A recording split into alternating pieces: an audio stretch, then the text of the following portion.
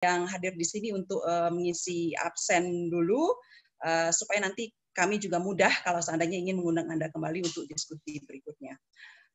Baik, hadirin, untuk diskusi kali ini sekali lagi temanya adalah tentang posisi think tank di tengah pandemi COVID-19. Ini adalah hal yang sangat penting kita juga bicarakan. Kalau untuk update COVID-19 mungkin Anda semua sudah dapat perkembangan di tanah air seperti apa, dan kita tentu setiap hari melalui berbagai media sudah tahu perkembangan seperti apa.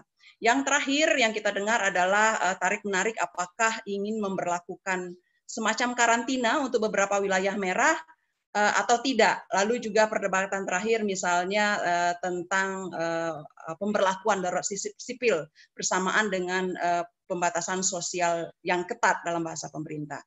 Nah, seperti apa ini sebaiknya disikapi? Saya ingin memberi kesempatan pertama kepada Bapak Philip J. Vermonte untuk lebih dulu memberikan gambaran terkait arus informasi tentang situasi COVID saat ini, dan juga bagaimana lembaga think tank dapat memposisikan dirinya dan organisasinya untuk memberikan kontribusi, misalnya bagaimana segera kita bisa memecahkan masalah ini supaya kita tidak berlama-lama di pandemi ini, karena energi, sumber daya, dan sebagainya bisa habis kalau kita terlalu lama berada dalam situasi seperti ini. Bukan cuma masalah nyawa, juga nanti juga soal kesiapan kita menghadapi terpaan krisis ekonomi misalnya dan sebagainya. Pak Philip, kami persilahkan.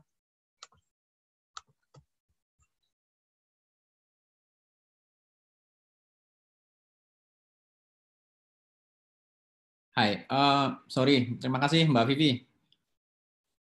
Selamat pagi semuanya. Ini suaranya udah masuk ya? Sudah, Mas Philip, silakan. Aman, lanjut. Beberapa hal ya. Pertama, memang pandemi ini kan untuk Indonesia dan juga mungkin dunia relatif belum ada presidennya. Pandemi yang meluas itu dulu terjadi yang paling dekat dengan kita itu adalah tahun 1918 itu yang flu di berbagai tempat di dunia. Tetapi setelah itu relatif kita tidak pernah mengalami dengan skala yang seperti kita alami sekarang. Yang kedua, karena dia hal yang relatif presidennya belum ada, tentu memang semua negara mengalami berbagai macam tantangan untuk mengatasinya. Nah, yang jelas kalau kita perhatikan pandemi ini harus didekati atau dipecahkan masalahnya dengan cara-cara yang sifatnya multidimensional. Karena dia menyangkut tentang bagaimana misalnya pemerintah harus punya struktur birokrasi yang antisipatif. Kemudian juga dari sisi karakteristik bencana, ini adalah bencana yang disebabkan oleh sesuatu yang mungkin tidak bisa kita lihat gitu ya, virus dan lain-lain, sehingga elemen teknokratisme, elemen sains itu sangat diperlukan untuk menghadapinya gitu. Dan negara-negara yang kuat dalam sisi pendekatan keilmiahan, saintifik, baik dalam hal pengambilan keputusan, baik dalam hal memahami bagaimana perilaku virus ini, itu mungkin dia akan relatif bisa lebih cepat mengatasi masalah.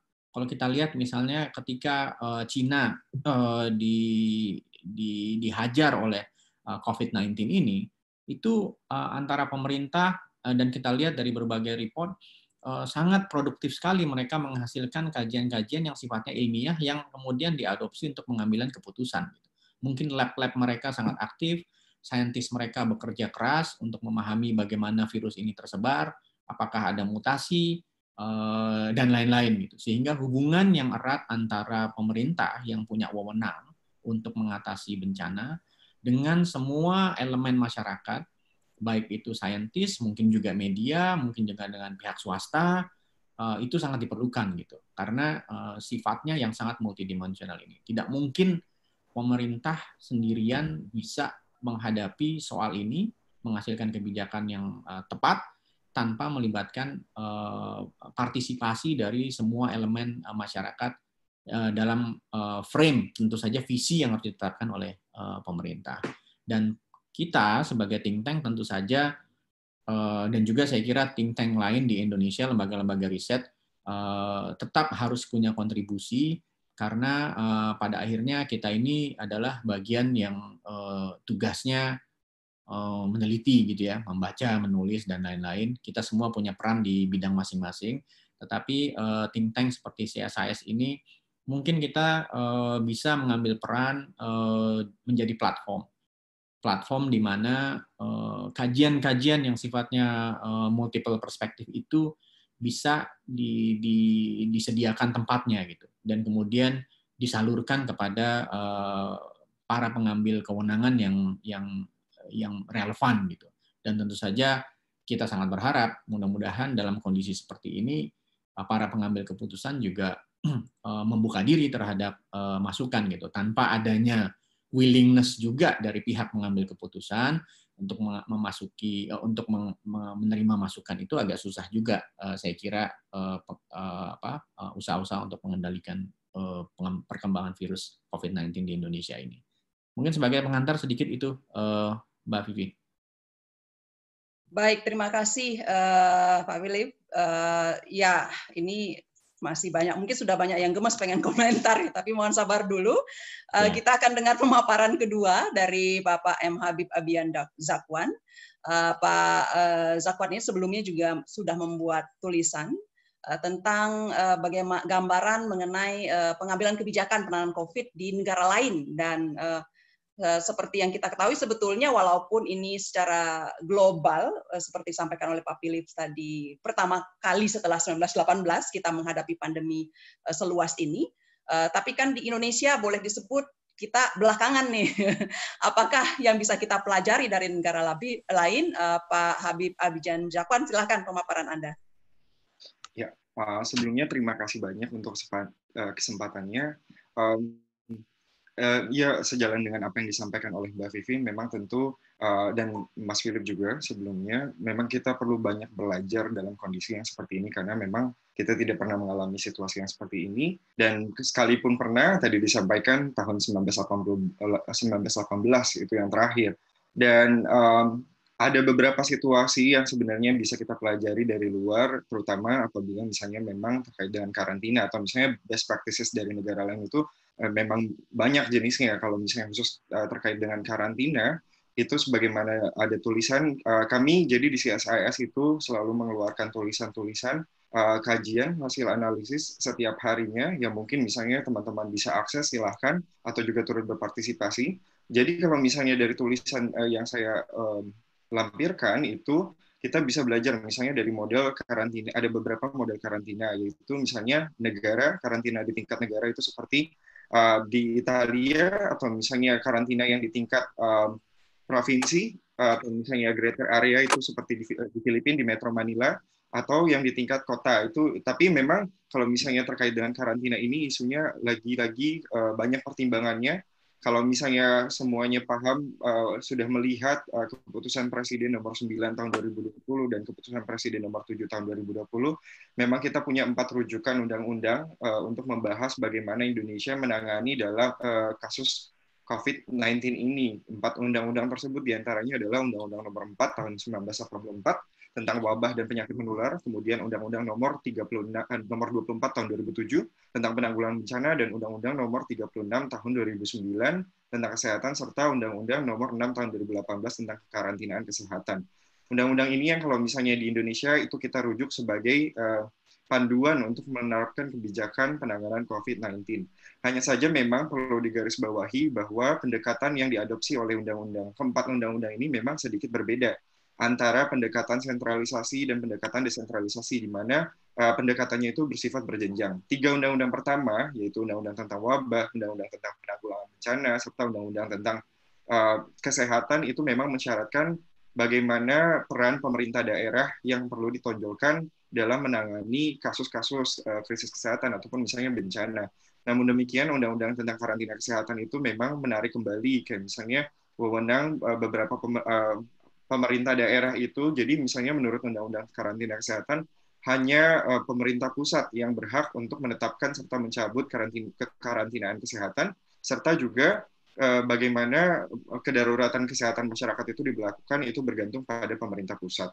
Sebagaimana mungkin ini sedikit informasi, kalau misalnya semuanya ada beberapa yang belum membaca Undang-Undang Karantina Kesehatan, itu ada 4 jenis undang-undang, yaitu ada 4 jenis karantina, yaitu karantina individu atau karantina mandiri. Kemudian yang kedua ada karantina rumah sakit, di mana satu rumah sakit yang terletak ada pasien yang positif atau misalnya potensial itu dikarantina di situ. Kemudian ada karantina wilayah, di mana satu wilayah memang kabupaten atau kota atau provinsi itu dikarantina sehingga tidak ada akses keluar masuk dan sebagainya. Serta yang terakhir adalah pembatasan sosial berskala besar, sebagaimana yang sebenarnya beberapa kegiatan itu sudah diterapkan. Contohnya, kita tidak boleh ada kegiatan keagamaan berskala besar, kemudian kerja dari rumah, dan sebagainya. Hanya saja memang perdebatan karantina ini masih terus berlangsung, sebagaimana yang tadi sudah disampaikan. Itu sebenarnya alasan-alasan untuk menerapkan karantina itu, kalau misalnya kita bilang sebagai tipping point, sebenarnya mungkin sudah bisa kita laksanakan ya. Misalnya tipping point-nya adalah bagaimana skala berapa banyak provinsi yang terdampak dari pada COVID-19 ini. Misalnya dari 34 provinsi yang ada, hingga saat ini sudah ada 31 provinsi yang terdampak, hanya tinggal 3 provinsi yang belum terdampak atau melaporkan kasus positif, yaitu Bengkulu, kemudian Gorontalo, dan juga Nusa Tenggara. Bengkulu kasus pertama pagi ini, Pak. Jadi sudah nambah 1 positif. Baik, berarti hanya tinggal 2 provinsi saja yang memang belum melaporkan kasus positif. Nah, ini kalau dari segi tipping point sebenarnya provinsi ini sudah memenuhi kalau misalnya kita mau membahas itu. Namun demikian, lagi-lagi kita perlu paham bahwa menetapkan karantina itu tidak semudah yang dibayangkan.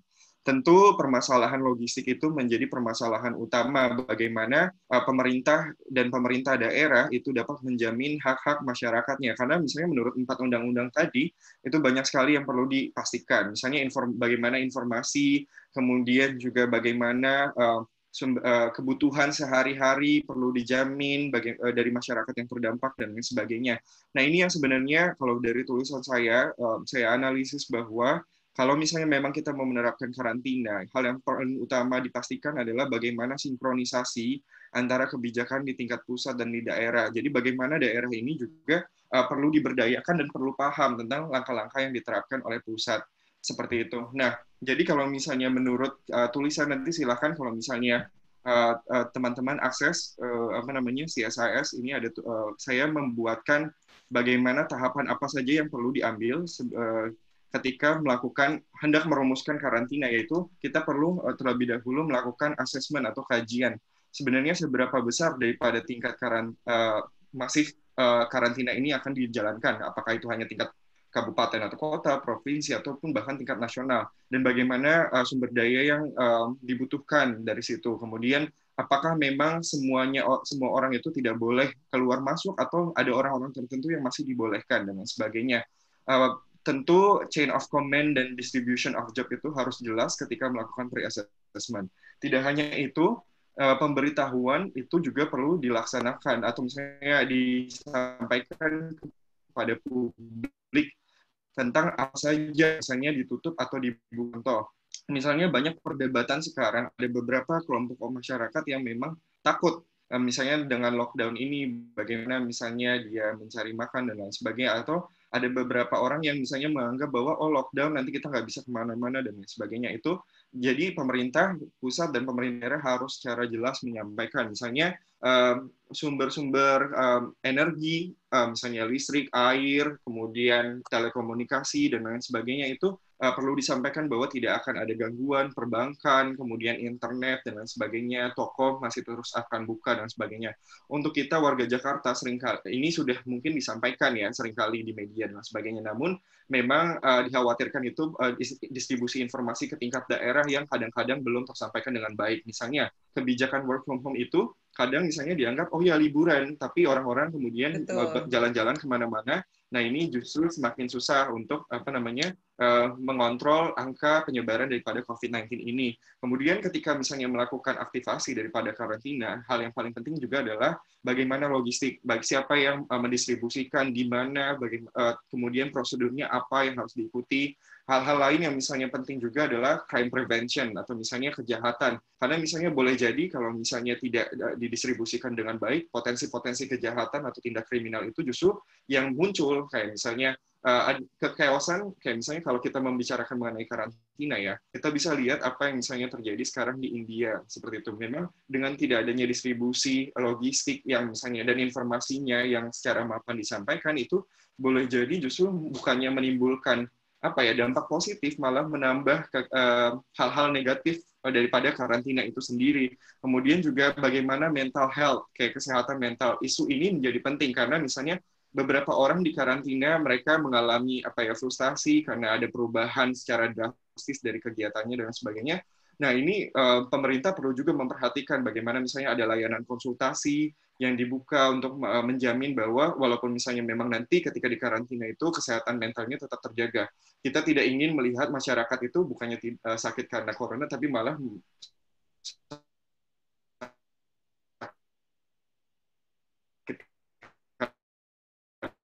karena gangguan Oke, silakan lanjut. Apa namanya kompensasi finansial seperti itu. Bagaimana memang masyarakatnya ini kayak kelompok mana, distribusinya seperti apa, dan juga misalnya hiburan-hiburan. Jadi kalau misalnya kita tadi membicarakan mengenai apa namanya kesehatan mental, tentu pemerintah perlu menjamin seperti ini. Kemudian evaluasi, apakah setelah diterapkan misalnya karantina wilayah dalam beberapa waktu itu memang mengurangi angka misalnya positif dan lain sebagainya atau potensial. Kemudian yang terakhir adalah bagaimana kita menyimpulkan, sebelum menyimpulkan atau menutup daripada kebijakan karantina ini, memang kita lihat lagi apa namanya apakah sudah ada apa namanya daripada kebijakan pasca karantina seperti itu. Kemudian yang sebenarnya saya ingin garis bawahi, mungkin yang terakhir saja, itu terkait dengan worst case skenario, di mana sebenarnya Indonesia sepertinya saat ini masih belum memikirkan ke arah sana. Teman-teman mungkin misalnya bisa baca berita beberapa waktu belakangan, di mana juga di samping corona kita dihadapkan pada bencana alam, misalnya erupsi Gunung Merapi. Kemudian juga misalnya gempa. Pada beberapa hari lalu terjadi gempa daratan di sebelah tengah. Ini sebenarnya di pusatnya daratan itu dampaknya itu sangat besar, maksudnya dapat dirasakan oleh masyarakat sekitar. Nah, pertanyaan yang kemudian menjadi penting untuk dijawab adalah bagaimana ketika terjadi bencana ini itu misalnya rumah sakit kita tuh seberapa siap gitu untuk menghadapi apa namanya bencana alam ketika corona ini. Jadi memang protokol-protokol multi bencana itu perlu dipersiapkan sekarang terutama di daerah-daerah bencana.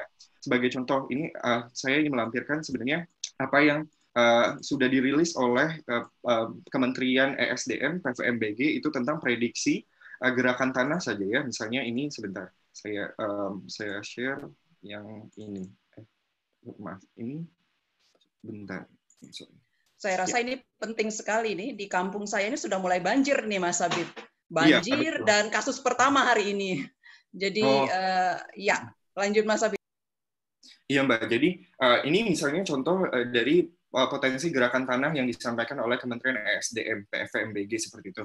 Mungkin banyak orang yang misalnya belum begitu peduli ya misalnya tentang bagaimana kita harus sebenarnya siap siaga sendiri karena misalnya protokolnya belum ada. Jadi peran serta masyarakat dalam itu jadi gitu. Suara Mas Habib agak terputus. Misalnya boleh diulang di bagian yang akhir tadi Mas Habib? Ya. Mohon maaf.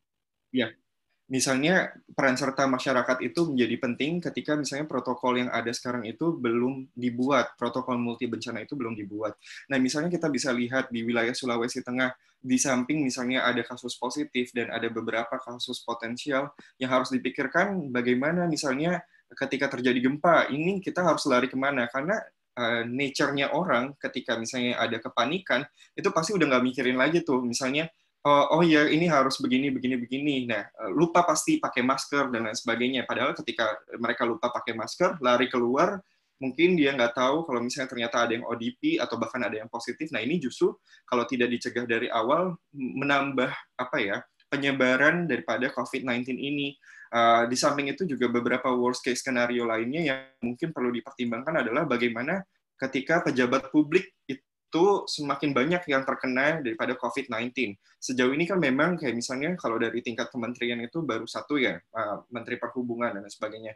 Bagaimana kalau misalnya ada sekitar 10 menteri yang kayak misalnya, atau 20 menteri yang kayak terdampak dari kasus COVID ini dan lain sebagainya, atau bagaimana ketika misalnya pejabat-pejabat di tingkat daerah juga terkena daripada kasus positif COVID-19 ini.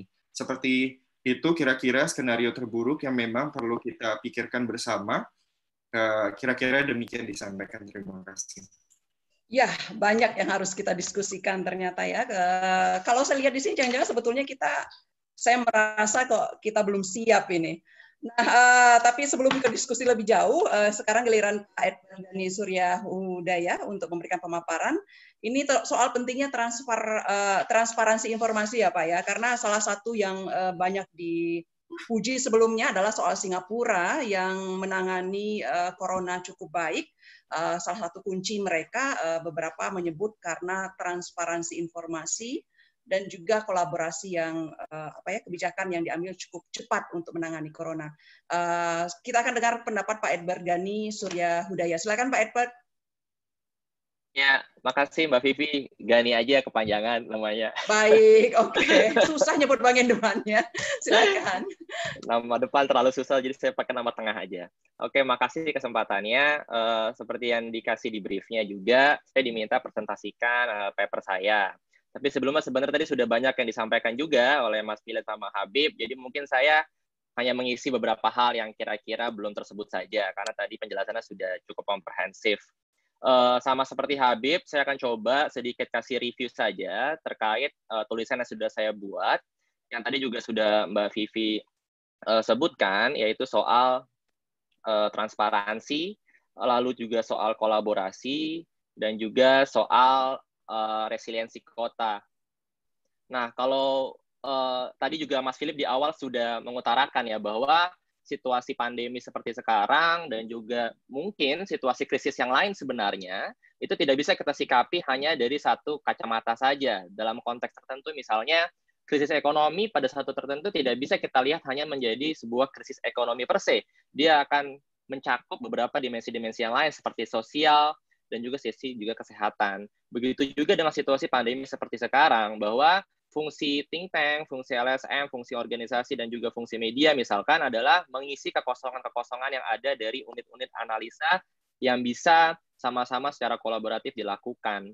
Karena satu hal yang paling penting yang kita lupa bahwa sistem politik kita itu memberikan kita hak untuk memilih pemimpin yang ketika situasi seperti berat seperti inilah, dia harusnya memiliki keputusan-keputusan yang mungkin berat tapi harus dilakukan.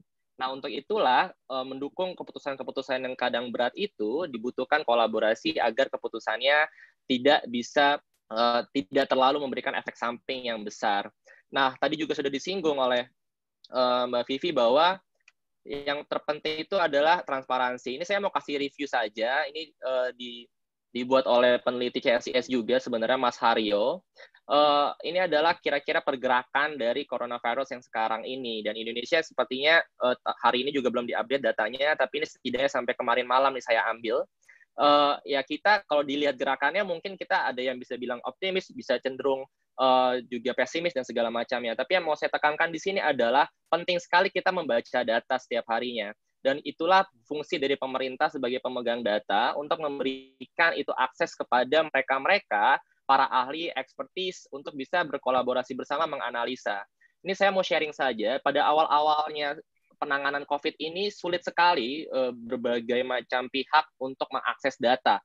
Dan juga dalam perjalanan waktunya juga bagaimana data itu bisa reliable untuk kita pakai. Ingat, kita ini sudah hampir 1 bulan ini menghadapi COVID, tapi perdebatan soal data itu masih begitu hangat gitu.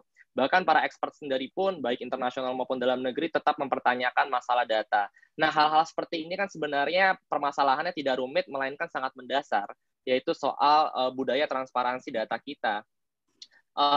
Ini juga hanya review saja mengenai kebijakan-kebijakan yang sudah dilakukan.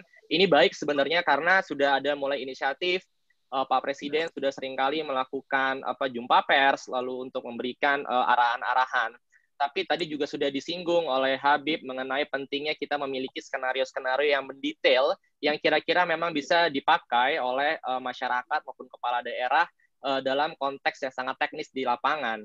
Sampai saat ini yang kita dengar terakhir, yang paling strategis adalah soal permasalahan anggaran, lalu juga insentif fiskal, baik untuk tenaga kesehatan, maupun juga yang terakhir juga untuk kelompok-kelompok dengan ekonomi rentan. Nah, stimulus ekonomi ini adalah sisi-sisi di mana kebijakan ekonomi memang sudah disampaikan, tapi kita belum mendengar memang komunikasi maupun juga transparansi kebijakan ataupun strategi plan yang benar-benar bisa dipegang oleh masyarakat, dan juga khususnya apabila nanti kita ingin mendesentralisasikan juga keputusan-keputusan di daerah. Bagi saya 3 poin ini yang dalam kajian-kajian kebijakan publik maupun politik perlu kita garis bawahi, bahwa ketika transparansi ini dalam berjalannya waktu tidak menjadi prioritas, namun lebih kita pendekatan keamanan, akan semakin banyak opportunity loss yang akan kita raih, yang kita dapat, dan ini bentuknya negatif sebenarnya. Karena dengan kita membuka peluang kolaborasi, pemerintah yang kita tahu kapasitasnya sangat terbatas bisa mengambil berbagai macam asumsi ataupun juga analisa dari berbagai pihak. Dan yang penting juga sebenarnya Indonesia juga sudah belajar tidak hanya dari situasi pandemi ini saja, tapi juga dari konflik-konflik sebelumnya, bahwa terjadi opportunity loss juga mengakibatkan konflik entrepreneur itu bisa naik. Siapa itu konflik entrepreneur? Konflik entrepreneur itu adalah mereka-mereka yang memanfaatkan situasi dengan segala macam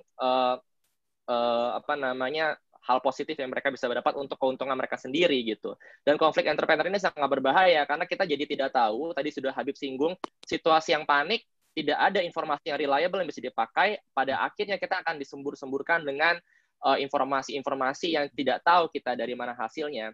Ketika pemerintah tidak bisa memberikan artikulasi yang jelas, akurasi data yang jelas, dan juga secara real time bisa dipakai, misalkan juga seperti Mbak Vivi di media setiap jam, bahkan membutuhkan data yang bisa dipegang aksesnya, pada akhirnya juga konflik entrepreneur itu yang akan bermain. Dan ini sudah menjadi masalah kita yang sudah larut-larut sebenarnya. Dan ini seperti kita merefleksikan institusi politik kita yang sudah berjalan. Dan pada akhirnya juga dalam kondisi segini, resiliensi masyarakat untuk mempercayai institusi pemerintah itulah yang pada akhirnya kita perjuangkan di sini. Dengan think tank maupun organisasi akademik lainnya yang berusaha membantu pemerintah, sebenarnya disitulah bentuk kolaborasinya. Kita ingin masyarakat bisa tetap memegang informasi dari pemerintah secara layak, untuk itu kita gunakan dengan analisa-analisa yang lebih mendalam. Dan satu hal lagi soal kolaborasi adalah mengenai testing.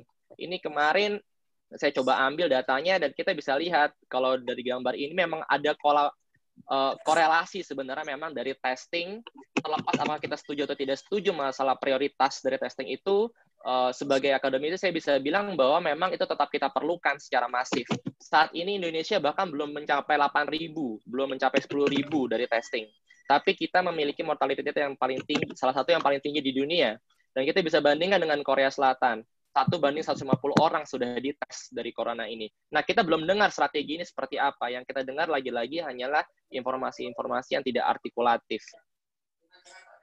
Saya mau loncat sedikit, Mbak, ke contoh kasus yang paling menarik. Ini adalah bagaimana pemerintah pentingnya untuk berkolaborasi dengan think tank maupun akademisi yang lain.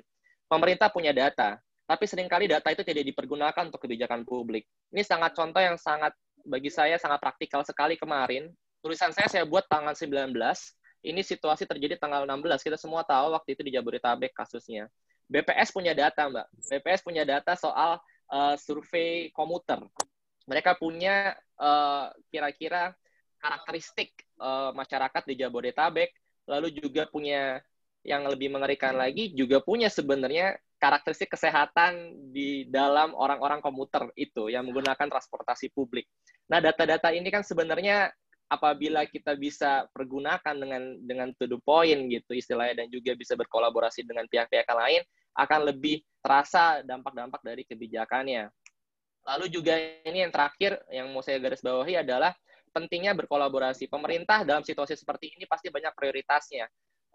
Tapi untuk menganalisa hal-hal yang kecil itu menjadi seringkali terbengkalai. Ini kemarin kita coba, kenapa penting sekali kita melihat karakteristik penduduk ketimbang kita melihat situasi-situasi yang lebih helikopter view misalkan, karena dalam situasi ini kita perlu tahu bahwa secara demografik saat ini penanganan COVID seperti apa situasinya. Apakah kita memiliki bias penanganan untuk kelas menengah ke atas, ataukah kita juga memang tidak memiliki penanganan yang strategis untuk kalangan menengah ke bawah. Dan juga bagaimana dengan kondisi, apakah kita punya bias data terhadap bukan korban, maksudnya pasien-pasien COVID yang sekarang ini ada. Seperti kita tahu, misalkan ini adalah gambaran demografi masyarakat berdasarkan usia di daerah Jakarta sebagai saya contoh saja. Apakah memang sekarang kita mengikuti pola yang ada di luar negeri, misalkan dengan korban-korban yang lebih banyak di usia yang rentan seperti usia 50 tahun ke atas. Nah, tanpa adanya ketersediaan data yang jelas, kita tidak tahu sebenarnya kita bertarung dengan situasi seperti apa.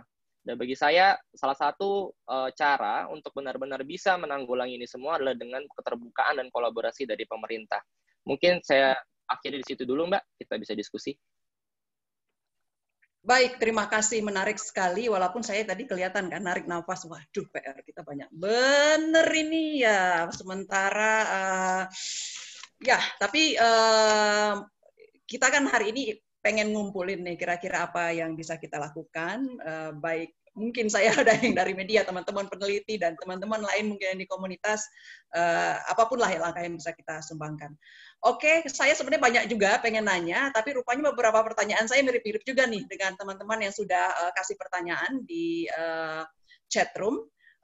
Kalau begitu kita langsung saja masuk ke diskusi, karena waktu kita nanti hanya sampai 10.45 kalau nggak salah ya, jadi saya yakin nanti ini akan cukup panjang nih diskusi kita. Nah, saya ingin baca dulu pertanyaan Antia Widita soal bagaimana mensinkronisasi hasil kajian yang sudah dihasilkan think tank ini untuk membantu kebijakan pemerintah. Mungkin Mas Philip nanti bisa jawab, dan juga saya ingin juga nanti Mas Philip juga jelaskan sebetulnya pandangan Mas Philip sampai saat ini sebetulnya pelibatan lembaga think tank ini sudah sejauh mana dilakukan oleh pemerintah. Saya yakin pemerintah kalau mengambil keputusan mereka punya juga pasti ahli-ahli dan peneliti gitu. Tapi sejauh mana dia sampai saat ini sudah mau mendengarkan hasil penelitian lainnya. Terus saya juga ingin bacakan ada pertanyaan dari Pak Robertus Beni Murdani. Apakah ada hambatan dari sisi regulasi sehingga lamanya pembuatan keputusan-keputusan yang diambil oleh pemerintah? Ini mungkin nanti boleh dijawab juga oleh pembicara lainnya. Lalu think tank kan dari Pak Eko Setiono. Pak Eko Setiono, selamat siang. Think tank kan sudah banyak di negara kita, dan tidak selalu mereka punya pendapat dan analisa yang sama, padahal mereka nggak punya tujuan yang, mereka sebenarnya punya tujuan yang sama untuk advokasi kebijakan publik. Nah, ini bagaimana caranya supaya analisa think tank yang bermacam-macam ini mungkin ya berbeda-beda ini bisa efektif untuk mempengaruhi kebijakan, bukan malah menimbulkan perdebatan tentang hasil studi dan analisa masing-masing. Nah, ini juga PR ini, bagaimana caranya lembaga think tank ini bisa kasih input, tapi jangan ujungnya jadi perdebatan, karena dalam penanganan COVID ini kita lihat juga soal perdebatan, kadang-kadang perdebatan yang kontraproduktif ini akhirnya tidak menyelesaikan masalah juga. Saya mulai dari Pak Philips dulu untuk menjawab, nanti saya sambung dengan pertanyaan-pertanyaan lainnya. Setelah itu mungkin bisa disambung oleh kedua pembicaranya lainnya, Pak Zakwan dan juga Pak Gani. Silakan Pak Philips. Ya, terima kasih Mbak Vivi, terima kasih teman-teman pertanyaannya terkait dengan peran think tank dan juga bagaimana mempengaruhi kebijakan. Sebetulnya begini, memang tradisi think tank di Indonesia ini belum terlalu banyak ya. Dalam arti mungkin lembaga-lembaga penelitian itu jumlahnya secara jumlah itu di Indonesia tidak terlalu banyak. Tetapi kalau kita lihat di tempat-tempat lain, misalnya memang selain think tank dari swasta seperti CSIS ini ya, non negara gitu, negara-negara itu juga tetap punya think tank. Saya yakin dan memang ada di Kemenkes misalnya, ada Litbang Kemenkes, di kementerian-kementerian ada juga lembaga-lembaga riset. Cuma memang saya lihat mohon maaf kepada mungkin ada peserta yang dari birokrasi atau kementerian, seharusnya think tank dari lembaga pemerintah ini yang take the lead. Jadi misalnya di Kemenkes harusnya dia yang paling aktif mengeluarkan kajian-kajian terkait dengan bagaimana perilaku virus ini, bagaimana perilaku secara epidemiologis dan lain-lain gitu, sehingga orang-orang bisa menjadikan itu sebagai rujukan gitu. Karena itu, kalau itu tidak ada dari negara, dari pemerintah, kajian-kajian yang dibuat oleh lembaga pemerintah sendiri nggak ada, tadi yang muncul adalah banyak lembaga atau banyak orang atau banyak institusi kemudian melakukan spekulasi-spekulasi gitu. Itu yang membuat mungkin situasi menjadi lebih rumit. Yang kedua, dengan peran think tank sendiri, saya kira memang ini pertanyaan yang tidak hanya spesifik pada kasus COVID yang sedang kita alami ini. Jadi artinya saya lihat memang kita harus mendorong setelah ini, dan tentu saja kita juga berterima kasih nih pada KSI yang menyelenggarakan ini ya. Ini kan Knowledge Sector Initiative yang mendorong bagaimana supaya sebanyak mungkin policy di Indonesia itu, kebijakan itu berbasis pada data, berbasis pada evidence, berbasis pada science gitu, sehingga dia lebih bisa mungkin didasarkan pada temuan-temuan empirik gitu. Jadi mungkin kebijakannya akan menjadi lebih efisien, kebijakannya akan lebih dalam tanda petik ya lebih murah gitu, karena membuat kebijakan tidak dalam keadaan mata tertutup gitu, sehingga mungkin kita akan bisa menghemat resources gitu. Dan ini diperlukan, ini sekali lagi mungkin buat kita semua masyarakat mengambil keputusan yang sensitif pada riset gitu. Jadi menghargai riset gitu. Kadang-kadang belakangan ini mungkin karena pengaruh sosial media gitu ya. Kemarin ada buku yang terbit tahun lalu itu The Death of Expertise katanya kan gitu kan. Ahli itu keahlian itu udah nggak perlu lagi, semua orang bisa punya pendapat gitu. Tetapi hari ini kita belajar bahwa ada hal-hal yang memang harus dipegang oleh orang-orang yang ahlinya, misalnya ya ahli-ahli kesehatan ini gitu, ahli-ahli tentang virus dan lain-lain. Dan ini saya kira harus mendorong. Yang ketiga menurut saya, kita kemarin agak lost opportunity ya, dalam arti seharusnya di tengah situasi seperti ini, pemerintah kemarin dalam hal misalnya pendidikan itu menurut saya, kalau boleh saya kritik, itu tidak mendorong sains. Karena respon pertama adalah, misalnya kalau dari Pak Menteri, nanti ini sembuh sendirilah, orang Indonesia kebal lah, ya kan. Memang kita perlu berdoa dan lain-lain, tetapi justru kemarin momennya adalah bagaimana menyadarkan anak-anak kita, anak-anak sekolah kita, bahwa ini soal sains, gitu kan. Ini sebetulnya porsi di mana ilmu pengetahuan kita harus berkembang, sebagaimana yang dilakukan oleh negara-negara lain. Yang keempat, dalam hal CSIS, saya tidak bicara atas nama lembaga-lembaga lain. Kami berusaha menjalin hubungan baik dengan pihak-pihak terkait ya, dengan pemerintah dan lain-lain. Tadi 2 paper dan juga banyak paper yang lain yang diproduksi oleh peneliti CSIS selama work from home ini. Kita sudah 2 minggu lebih work from home, dan kami menulis terus setiap hari, mempublikasi brief analisis dari CSIS 5 halaman, 6 halaman, itu bisa diakses melalui website CSIS. Dan sepertinya komentaris itu paper-paper yang tadi antara lain yang 2 dipaparkan oleh Habib dan Gani, itu dibaca oleh teman-teman di BNPB, di gugus tugas, yang mungkin menjadi input, mungkin juga enggak, saya nggak tahu. Tapi yang jelas itu sampai pada mereka, mudah-mudahan mereka ambil. Kemudian juga teman-teman di DPR yang relevan juga mendapatkan akses pada tulisan-tulisan yang dibuat ini, komentaris ini, beberapa teman di Komisi 1, kemudian di Komisi 9 yang mengurus juga. Saya kira beberapa pimpinan media mempunyai akses untuk ini. Dan dalam hal situasi emergensi sekarang, itu hal paling minimal yang bisa kita lakukan. Karena memang lead-nya itu harus ada di negara. Dalam hal menyiapkan visi bagaimana kita merumuskan kebijakan gitu. Tetapi mungkin yang terakhir kalau boleh saya highlight, sebetulnya yang paling penting adalah ini soal trust. Trust, apakah pemerintah percaya pada saintis-saintis kita sendiri, peneliti di Indonesia. 2, apakah pemerintah mengambil keputusan, bukan cuma melulu presiden ini kita bicara presiden, gubernur, wali kota, gitu kan, atau teman-teman pimpinan BNPB, menteri, dan lain-lain. Apakah mereka bisa trust peneliti-penelitinya? Karena setiap institusi ini sebetulnya, seperti tadi Mbak Vivi bilang, ada lembaga. Tapi seberapa tingkat kepercayaan mereka terhadap hasil riset yang dibangun sendiri. Kalau mereka nggak trust, ada yang salah berarti selama ini yang kita lakukan. Yang kedua, apakah pemerintah, semua tadi pusat sampai daerah, percaya sama masyarakatnya? Gitu. Karena kemarin beberapa hal diskusi yang agak ironis dan sebetulnya sudah dituangkan juga dalam salah satu atau salah 2 komentaris CSIS itu, adalah bahwa narasinya sepertinya ada yang patah gitu. Dalam arti Misalnya kalau kita menolak karantina wilayah lah atau lockdown atau macam-macam itu nggak apa-apa gitu. Sepanjang itu diputuskan berdasarkan perhitungan yang betul gitu. Tetapi narasi yang keluar itu agak aneh bahwa tiap negara punya kulturnya sendiri-sendiri gitu. Bahwa masyarakat Indonesia susah diatur. Ya, ini sebenarnya secara tidak sadar menampilkan rasa ketidakpercayaan pemerintah sendiri kepada warganya. Ya kan? Di sisi yang lain sama juga masyarakat juga kadang-kadang bilang begitu. Kita ini susah diatur dan lain-lain sehingga nggak akan jalan.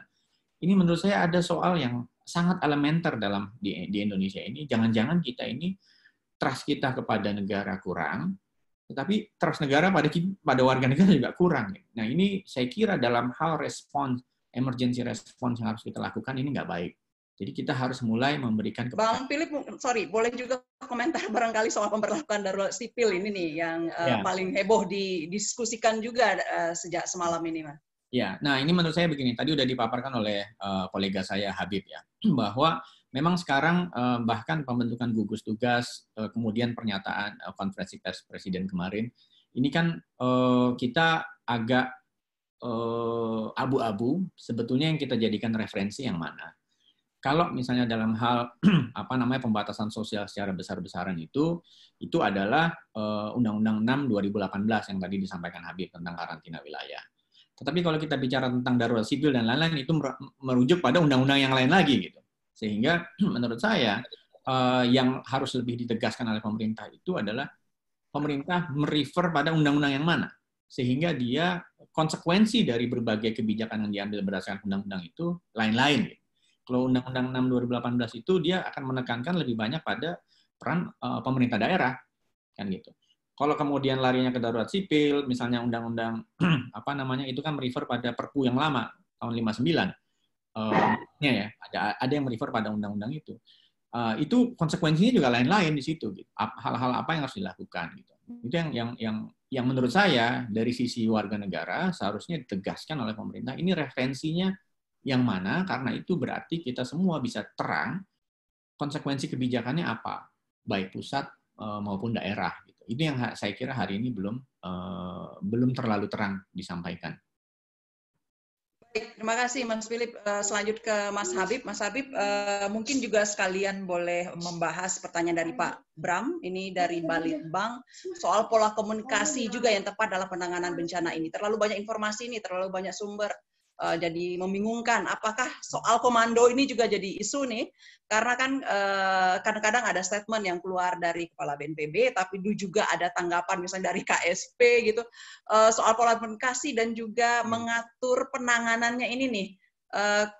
Apakah kita sudah pada track yang betul atau tidak? Silakan. Sebenarnya terima kasih Mbak Vivi dan terima kasih Pak Bram yang menanyakan soal hal itu. Terkait dengan komunikasi memang sebenarnya hal yang paling perlu dibutuhkan ya, maksudnya saat ini adalah satu pintu komunikasi. Dan sebenarnya kalau kita lihat itu pemerintah sudah menetapkan juru bicara penanganan COVID-19 itu. Jadi memang sebenarnya informasi yang kita perlu selalu pantau itu bukan tentunya dari pihak atau kementerian lain dan lain sebagainya yang tidak ditunjuk, tapi memang dari jubir itu perlu kita maksudnya hanya dijadikan rujukan dari masyarakatnya. Jadi kalau misalnya informasi apapun yang disampaikan oleh kementerian manapun mungkin perlu di cross check kembali apakah memang sesuai atau tidak yang disampaikan dengan jubir dan gugus tugas. Kepala gugus tugasnya dalam hal ini adalah BNPB tentunya. Nah, cuman saya ingin garis bawahi terkait dengan tadi ada beberapa pertanyaan juga saya lihat bagaimana hubungan antara pusat dan daerah dalam penanganan kasus ini. Sebenarnya yang perlu kita sadari atau misalnya memang kritik kita bareng-bareng gitu ya, bagaimana birokrasi di tingkat pusat itu masih agak lambat dalam merespon kasus COVID ini. Selain lambat juga sepertinya penanganan kasus COVID ini tidak berdasarkan risiko, terutama apa yang ingin saya garis bawahi adalah dari Kementerian Kesehatan seperti itu. Misalnya ini kita mau membicarakan tentang keputusan Menteri Kesehatan nomor 214 tahun 2020 penetapan laboratorium pemeriksaan COVID-19. Ini dikeluarkan baru H+18 setelah pengumuman positif pertama. Nah, dari situ saja itu kita sudah kehilangan 367 orang itu menjadi positif, 32 orang diantaranya meninggal dunia. Terus memang sih sebenarnya H+13 itu sudah dikeluarkan, tapi kemudian hanya 12 laboratorium yang diizinkan. Yang ini nomor 214 itu lebih banyak lagi laboratorium yang dibuka. Maksud saya adalah harusnya pemerintah pusat dapat lebih bergerak cepat untuk menyelesaikan birokrasi seperti ini. Oke, laboratorium yang ini di provinsi ini yang boleh ditetapkan dan lain sebagainya. Masyarakat atau lembaga swasta boleh misalnya proaktif mengusulkan kayak misalnya kelayakannya untuk diuji dan lain sebagainya. Hal-hal seperti ini sebenarnya memang bisa dihindari apabila pemerintah itu mengambil kebijakan berdasarkan risiko seperti itu. Kemudian ya juga penting terkait dengan hubungan pusat dan daerah adalah bagaimana Kemendagri di sini itu secara proaktif untuk menginformasikan kebijakan-kebijakan apa yang sudah ditetapkan di tingkat pusat oleh misalnya gugus tugas dan lain sebagainya. Kan sangat disayangkan ya, misalnya beberapa waktu ke belakang mungkin dapat dilihat ada beberapa pemerintah daerah, misalnya Papua atau Tegal dan lain sebagainya, yang memang kemudian mengumumkan dilakukan karantina atau isolasi terbatas dan sebagainya. Namun baru di beberapa waktu terbelakang ya, misalnya Mahfud Kemenko PM Polhukam misalnya mengeluarkan pernyataan bahwa akan dibentuk PP karantina wilayah sesuai dengan UU nomor 6 tahun 2018. Apabila pemerintah bertindak berdasarkan risiko, sebenarnya hal-hal ini sudah dapat terlihat. Kalau misalnya memang kasus ini banyak, berarti memang dari segi hukum itu sudah harus dirumuskan karena memang kita tidak punya PP-nya terlebih dahulu dan lain sebagainya.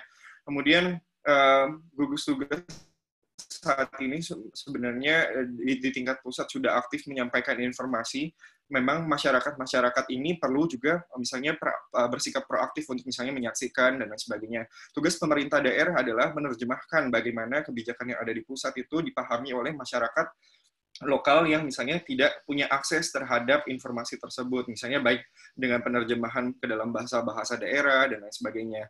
Memang kalau misalnya kita perhatikan juga penanganan kasus COVID ini seringkali menggunakan bahasa-bahasa asing ya, misalnya social distancing atau misalnya work from home. Nah ini kayak kalau misalnya diimplementasinya di tingkat daerah, banyak juga yang misalnya tidak paham apa itu artinya misalnya social distancing, work from home, jadi mereka bebas dan sebagainya.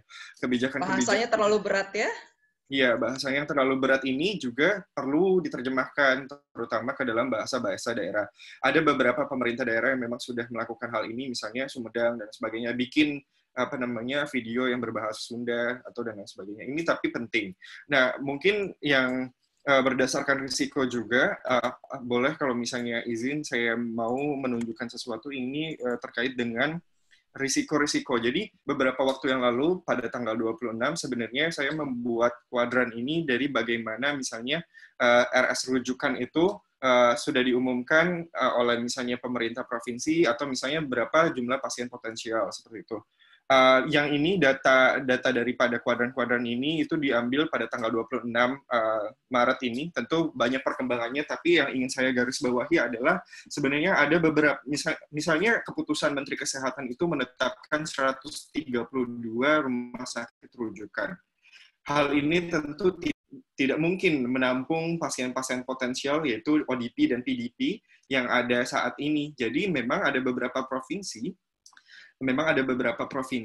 yang melakukan inisiatif untuk menambah rumah sakit rujukan. Misalnya di Jawa Timur, ada sekitar 45 rumah sakit rujukan itu ditambah sampai 65 dan lain sebagainya. Kemudian atau misalnya Jawa Barat juga demikian, Jawa Tengah juga demikian.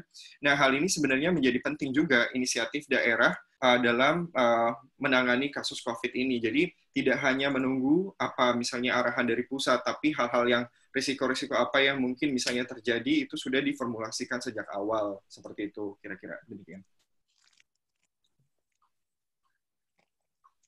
Baik, saya lihat sudah ada 21 pesan baru, banyak sekali, tapi mudah-mudahan tadi sudah penjelasan Mas Habib, tadi sudah bisa menjawab chat dari Mbak Ica Wulansari. Berikutnya saya bacakan dari Mas Wahyu Susilo, sejak awal 2020 Migran Care sudah wanti-wanti nih dari alert para pekerja migran yang ada di dekat epicentrum, tapi selalu diabaikan. Ini soal input dari kelompok sipil ya, apakah pemerintah misalnya bisa menampung atau tidak.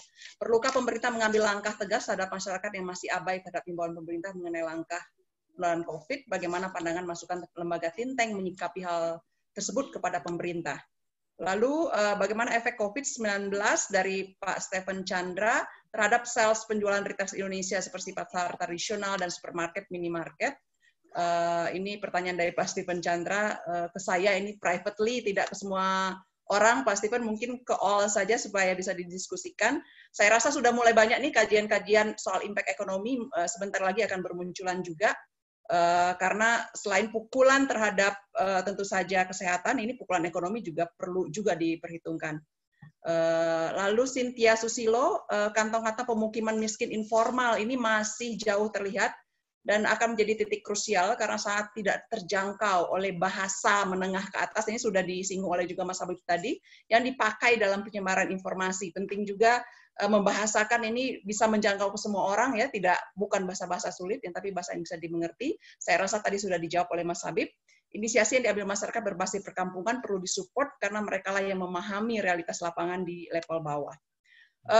Nur Insani, chatnya, perlukah pemerintah segera memperlakukan lockdown agar penyebaran rantai corona bisa segera diatasi? Lalu Sobani dari apakah analisa think tank juga sebagai dasar yang digunakan oleh pemerintah dalam mengambil kebijakan-kebijakan sehubungan dengan COVID ini? Tadi sudah sempat disinggung oleh Bang Philip. Maksud saya, apakah dapat kebijakan yang diambil oleh think tank lebih ke arah support kami sebagai manufacturing food, dalam hal ini impor barang, menjadi lebih mudah dalam hal perlengkapan masker yang digunakan manufacturing kami sendiri. Terima kasih. Pak Gani mungkin boleh ditanggapi juga beberapa, boleh pilih juga sendiri beberapa hal yang mungkin bisa ditanggapi. Ini dari industri manufacturing juga sebenarnya pengen support kan, ya, kadang-kadang ada beberapa yang mengeluhkan juga mereka agak bingung nih, saya mau support bisa produksi ini, produksi itu, tapi satu sisi mereka juga punya masalah, misalnya impact terhadap mereka, tapi masih seperti kebingungan ini koordinasinya. Saya ingin komentar juga dari Pak Gani dulu, nanti Mas Habib dan Pak Philip juga bisa berkomentar.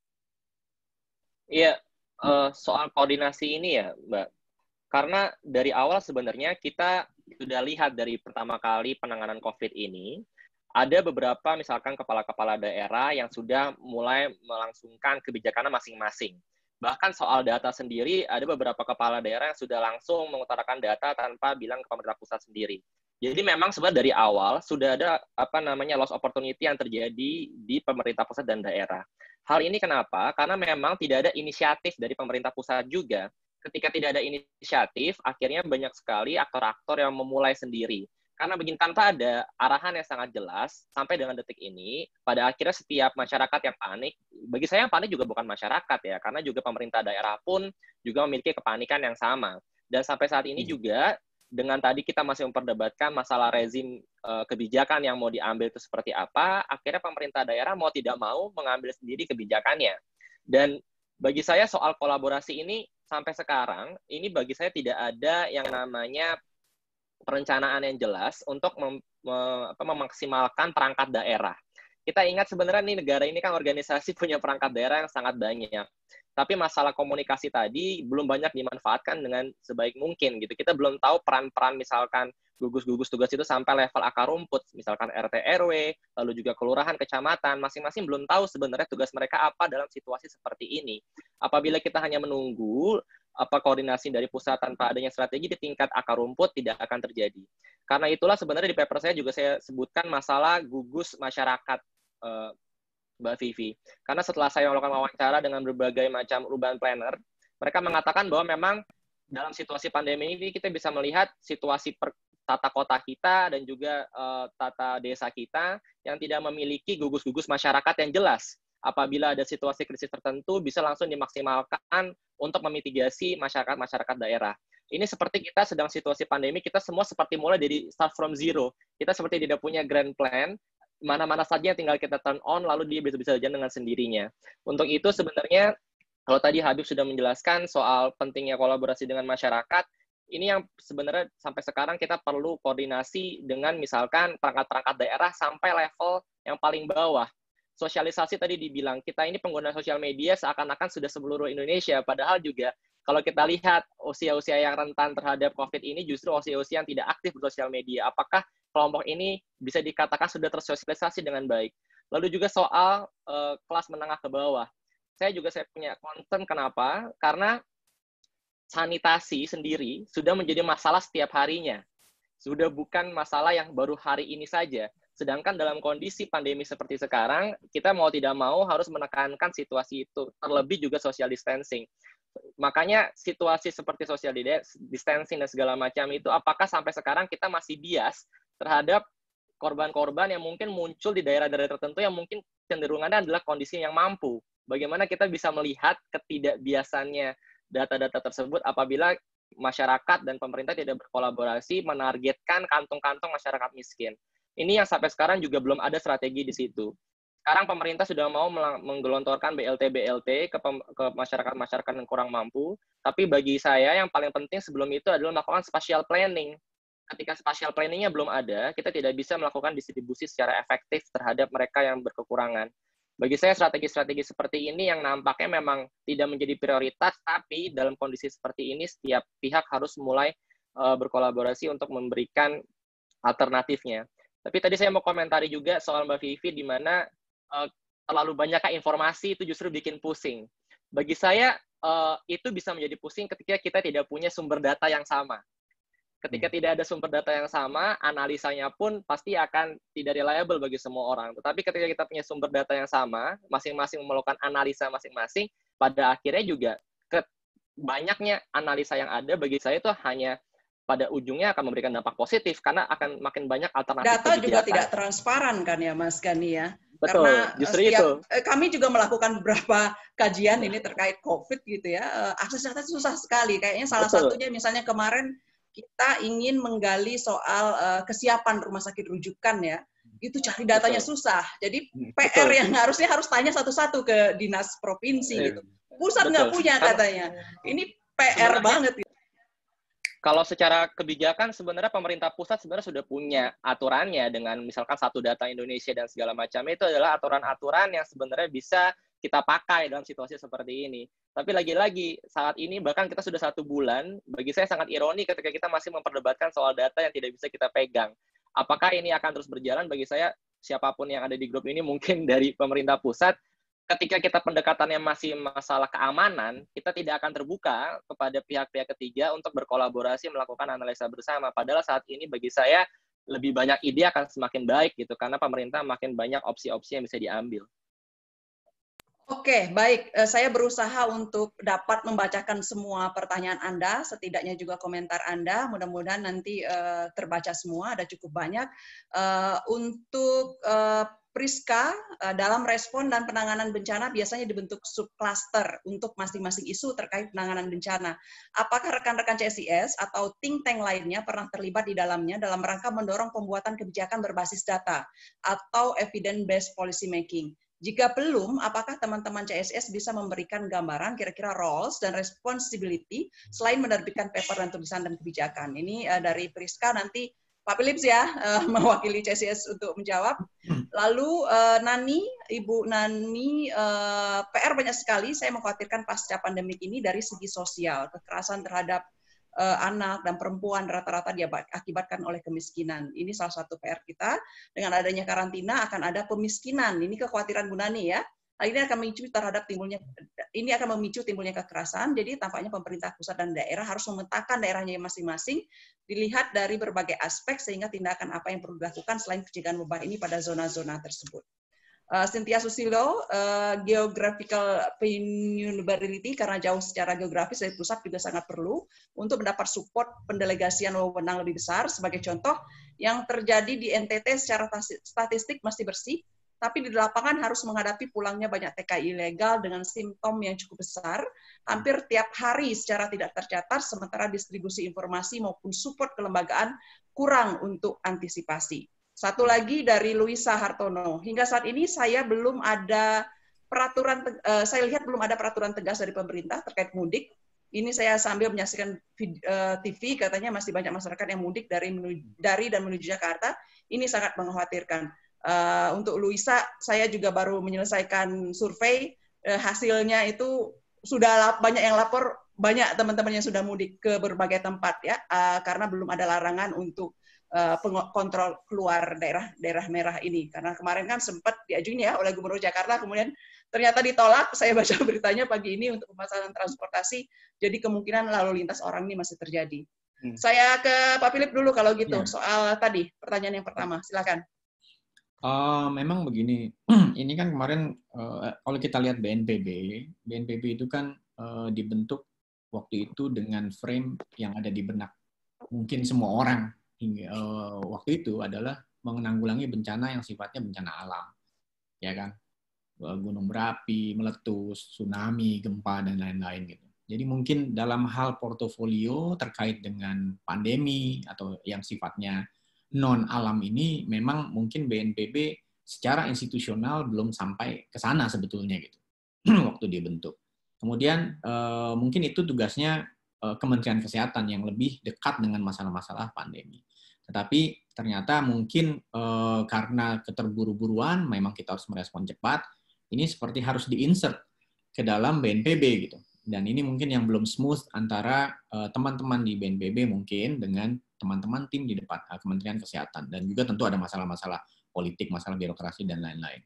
Nah, dalam hal pembentukan klaster-klaster, sepanjang yang saya tahu, teman-teman di BNPB itu berusaha membentuk klaster-klaster gitu.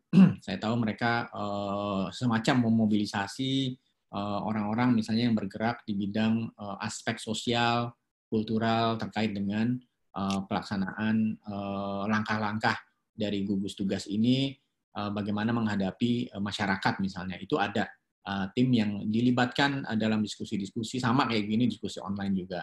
Ada juga mereka membuat klaster tentang kebijakan pendidikan misalnya yang melibatkan beberapa KL, kementerian dan lembaga lain, dan juga mungkin dari pihak ketiga masyarakat sipil gitu. Ada beberapa diskusi waktu itu saya pernah ikut juga secara online bagaimana membantu merumuskan kira-kira ini kebijakan pendidikan apa gitu. Misalnya kayak kemarin sudah keluar kan bagaimana UN dibatalkan dan seterusnya gitu. Juga ada klaster setahu saya yang dibentuk oleh teman-teman BNPB itu ahli-ahli sains dan juga kesehatan gitu. Tapi memang ini semua yang tadi dibentuk adalah relatif sifatnya informal, jadi belum terlembaga dalam arti bahwa karena ini emergency response, memang kita dimudahkan juga saya kira oleh teknologi ini sehingga masyarakat bisa dikumpulkan gitu. Tetapi yang kita harapkan kan sebetulnya ada mekanisme terlembaga untuk ke depan ya, terlembaga terkait dengan bagaimana sebetulnya input dari masyarakat terhadap semua aspek dari penanganan bencana, baik yang alam sifatnya maupun non-alam gitu, terkait dengan bagaimana respon kita kalau ini terjadi lagi gitu. Dan saya kira itu mensyaratkan macam-macam hal. Yang tadi saya sampaikan, misalnya willingness dari birokrasi, dari leaders kita untuk lebih sensitif terhadap research. Tapi yang paling penting adalah yang juga tadi saya kira disinggung berkali-kali oleh kolega saya, Dani, dan juga Habib, apakah kita setelah ini mau investasi dalam hal pelembagaan riset gitu, baik di pusat maupun daerah. Daerah itu misalnya kan ada dinas kesehatan, ada dinas ini, dinas itu, ya kan. Di daerah juga ada Badan Penanggulangan Bencana Daerah, BPBD. Apakah kemudian setelah ini kita bisa gitu menginvestasikan waktu, energi, uang, expertise gitu untuk menyiapkan bangunan-bangunan ini gitu. Sehingga dengan otomatis itu akan tercipta klaster-klaster masyarakat sendiri gitu yang membuat daerah akan lebih tahan gitu terhadap terhadap bencana gitu, dan dia bisa memobilisasi resource dari daerah sendiri. Karena tentu saja resource pemerintah pusat tuh pasti terbatas gitu. Karena resources itu sebetulnya harusnya adanya di daerah, apalagi kita punya otonomi daerah dan lain-lain. Jangan sampai juga muncul kesan bahwa pemerintah di daerah gitu ya, pemerintah daerah ini biar pemerintah pusat aja gitu yang mengalokasikan resources gitu. Padahal sebetulnya yang jauh lebih penting sekarang adalah bagaimana di daerah juga bisa mengalokasikan resources gitu, sehingga semua pengambilan keputusan itu bisa jaraknya lebih dekat gitu. Mungkin teman-teman NGO di daerah, lembaga riset di daerah, kampus di daerah gitu ya, harus bisa lebih dekat lagi kepada pemerintah daerah gitu, dan juga lebih dekat dalam arti bukan minta proyek ke pemerintah daerah, tetapi lebih dekat dalam arti mereka punya jalur hubungan untuk bisa mengadvokasi kebijakan. dengan resources di daerah sendiri. Gitu Mbak Vivi. Oke, Pak Habib, ada yang ingin ditambahkan? Silakan. Terutama tadi ini juga soal kerentanan untuk beberapa wilayah. Ini setiap daerah kan punya beda-beda juga ya kemungkinan penyebab kerentanannya ya. Kayak NTT tadi katanya mungkin dari tenaga kerja yang pulang dari luar negeri ini pengawasannya masih lemah. Kalau beberapa zona merah kan problemnya bagaimana dia tidak membuat daerah lain ikutan merah gitu ya. Bagaimana ini soal ini? Ya, sebenarnya saya terima kasih Mbak Vivi dan teman-teman yang bertanya. Saya mau menjawab lebih ke arah tadi apakah karantina itu dibutuhkan atau tidak. Ini bergantung jawabannya. Jadi kalau misalnya dari perspektif epidemiologis itu melihat dengan penyebaran penyakit ini yang secara masif, tentu ini pasti diusulkan oleh teman-teman di kedokteran atau misalnya di kesehatan masyarakat itu untuk segera melakukan karantina. Tapi memang sebenarnya kalau bagi saya sendiri itu ada beberapa pilihan kebijakan yang bisa kita ambil sebelum dilaksanakannya karantina. Misalnya, pemerintah itu harus menyiapkan strategi intervensi di dalam, misalnya tadi disinggung sempat tentang mudik, terus sudah gitu tentang kepulangan TKI dan lain sebagainya. Nah, ini bagaimana strategi intervensinya? Sebenarnya menurut saya, nah nanti ini kayak ini tulisan saya juga nanti ke depannya, itu strateginya dilakukan baik sebelum mudik, saat mudik, atau juga ketika ketibaan mudik. Tapi juga dengan prasyarat bahwa birokrasi di tingkat pusat itu harus cepat tadi, koordinasi antara pusat dan daerah itu harus efektif, serta juga bagaimana masyarakat terinfokan dengan baik. Bagaimana strateginya? Misalnya yang pertama, sebelum mudik, kita bisa misalnya, saat ini kan permasalahan terbesarnya adalah bukan hanya aksesnya yang terbuka, tapi kemudahan dalam mengakses itu. Misalnya kita membicarakan mengenai bagaimana harga misalnya daripada, misalnya ya, tadi aku barusan mengecek kalau misalnya aku pulang ke Palembang besok gitu, itu harga tiket pesawatnya hanya sekitar 300.000. Nah sebenarnya ini malah kan mekanisme lebih murah dari sebelumnya, Mas. Malah lebih murah. Ini kan memberikan insentif kepada saya kalau misalnya untuk memang ya udah pulang sekarang, mengingat juga situasi yang sekarang itu kurang jelas apakah akan dikarantina atau enggak, mendingan dan udah mau bulan puasa juga, bertemu keluarga dan sebagainya.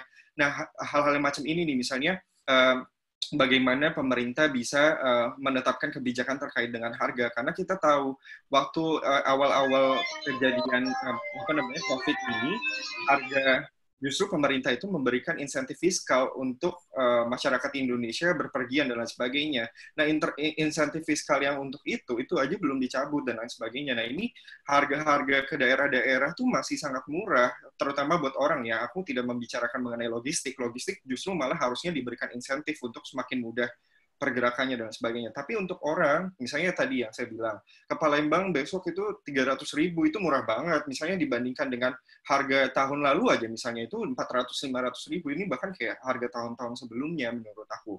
Kemudian yang kedua adalah, selain daripada permainan soal harga, yang penting juga dilakukan sebelum misalnya orang-orang itu berangkat mudik adalah prasyarat. Misalnya kita bisa ambil praktik baik daripada negara-negara saat ini ya. Misalnya kita mau ke Singapura sekarang, misalnya. Kemudian Singapura memang sudah menetapkan kebijakan ini dari sebelum-sebelumnya, yaitu mensyaratkan bagaimana surat keterangan kesehatan itu disampaikan dulu ke Kedutaan Besar Singapura, kemudian kalau misalnya memang disetujui, baru silahkan kayak misalnya berangkat dan lain sebagainya. Buat saya, sebenarnya ada hal yang misalnya bisa kita manfaatkan. Di Ibu Kota Jakarta, itu Badan Penghubung Provinsi seluruh daerah itu ada dari 34 provinsi dan lain sebagainya. Mungkin bisa kita pertimbangkan bersama bagaimana misalnya badan penghubung daerah ini itu beneran kita optimalkan. Jadi misalnya orang-orang yang ingin pergi atau misalnya terpaksa keluar kota atau mudik dan lain sebagainya itu mengumpulkan terlebih dahulu misalnya surat keterangan kesehatan untuk dianalisa, untuk disampaikan kemudian ke pemerintah daerah provinsi masing-masing apakah memang sudah layak baik itu dari segi kesehatan ataupun kepentingannya diizinkan masuk ke daerah tersebut. Tapi lagi-lagi memang banyak konsekuensi dari misalnya pertimbangan yang diambil. Bagaimana misalnya puskesmas mungkin bebannya akan bertambah karena misalnya orang-orang itu menjadi melakukan pemeriksaan kesehatan untuk misalnya berpergian dan lain sebagainya. Kemudian juga misalnya ketika saat mudik itu berlangsung ya, misalnya bagaimana pemeriksaan kesehatan ditambah stasiun pengisian bahan bakar lintas wilayah. Jadi kan misalnya orang tentu misalnya tidak menggunakan kereta atau pesawat atau misalnya kapal, mungkin mereka bawa lewat darat. Nah, pemeriksaan kesehatan di stasiun-stasiun pengisian bahan bakar atau SPBU ini penting. Jadi kalau misalnya orang yang baru mengisi bensin, oh itu harus diperiksa dulu dan sebagainya. Namun memang kesiapan daerah rujukan itu penting. Jadi kalau misalnya udah ada prosedurnya, ketika emang dia positif, oh ya akan dirujuk ke sini, prosedurnya seperti ini. Nah itu yang perlu dipersiapkan. Kemudian dari segi kedatangan itu yang sampai saat ini belum belum banyak dilakukan oleh pemerintah daerah adalah bagaimana isolasinya terpadu saja. Jangan isolasinya mandiri, karena isolasi yang mandiri itu membuka ruang indisipliner daripada misalnya teman-teman yang ODP atau yang baru pulang, baru sampai dari misalnya teman-teman tenaga kerja dari luar negeri atau ODP dari daerah misalnya ibu kota, ini kan dibiarkan misalnya, oh ya sudah isolasi mandiri di rumah tanpa adanya pengawasan. Nah harusnya yang baik adalah bagaimana teman-teman yang baru datang tersebut itu diisolasi terpadu saja di satu wilayah seperti itu, baik itu gedung atau misalnya rumah dan sebagainya, dan tidak diizinkan untuk keluar selama 14 hari sampai dengan masa inkubasi penyakit ini selesai seperti itu. Nah, hal yang demikian itu bisa menghemat sumber daya yang pemerintah yang terbatas seperti itu. Kemudian saya juga mau meng-highlight tentang bagaimana public-private partnership di dalam penanganan kasus corona ini. Memang masih sangat terbatas, sangat kurang dan sebagainya. Walaupun memang kalau kita saksikan di BNPB itu banyak yang datang, baik itu dari misalnya startup ataupun lembaga industri yang lainnya. Tapi yang belum kelihatan ada dan dibuat oleh pemerintah adalah bagaimana modul public-private partnership ini dapat dijalankan ketika corona. Apa saja kemudahannya, atau misalnya siapa yang dihubungi. Jujur saja, selama beberapa hari terakhir ini saya dihubungi oleh banyak teman-teman dari, terutama dari industri gitu ya. Oh ya, jadi mau ngasih bantuan ke siapa, lewat mana, dan sebagainya. Itu kan masih belum jelas. Apakah harus lewat BNPB? Apakah harus lewat Kementerian Perindustrian? Apa keuntungannya? Apa legal prosedurnya, dan sebagainya. Hal ini yang sebenarnya dengan adanya modul public-private partnership ini menjadi penting kemudian untuk disosialisasikan dan lain sebagainya. Kemudian hal ini mengapa menjadi penting, karena gugus tugas itu nanti kalau tidak dibantu akan menjadi overstretch. Kemudian yang terakhir adalah setelah dari kasus COVID ini yang kita harus pikirkan bersama adalah bagaimana tadi sudah disampaikan oleh Mas Philip dan sebenarnya juga disinggung oleh Gani, itu penguatan kapasitas BNPB seperti itu. Seharusnya kalau misalnya idealnya buat saya BNPB itu menjadi suatu lembaga kementerian ya, bukan lagi sebagai badan, karena misalnya perlu juga diberikan kekuatan-kekuatan politik untuk mengambilkan kebijakan, bukan hanya melaksanakan kebijakan seperti itu untuk kedepannya. Namun itu kira-kira kita harus berfokus terlebih dahulu dalam penanganan kasus ini, kira-kira demikian.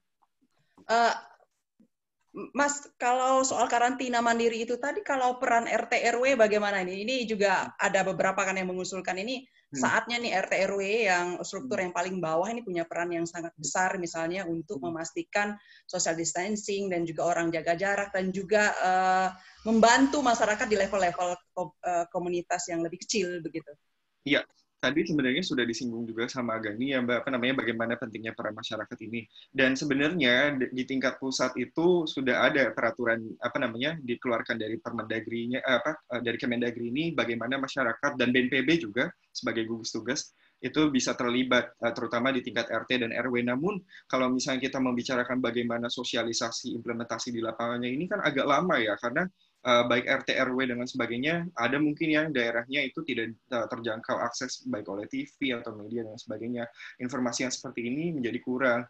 Nah, memang kita tidak hanya butuh bergantung kepada pemerintah, tapi juga RT RW ini perlu berinisiatif sendiri. Misalnya melihat ada kok tiba-tiba ada warganya yang ini balik kayak gitu.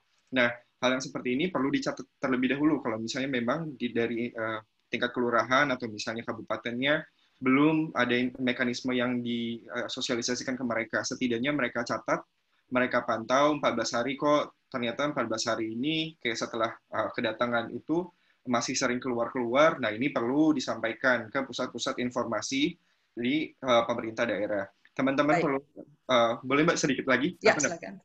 Pemerintah daerah itu sebenarnya sudah membuat juga website-website khusus, tapi memang tidak terstandar. Jadi misalnya ada yang namanya corona.jakarta.go.id, atau misalnya juga ada info Picobar di Jawa Barat itu misalnya Picobar dan sebagainya. Teman-teman di tingkat RT RW perlu juga berinisiatif untuk mencari tahu kontak mana yang perlu kalau misalnya terjadi kasus ODP misalnya kabur dan sebagainya, itu kayak perlu ada inisiatif dari daerah. Terima kasih.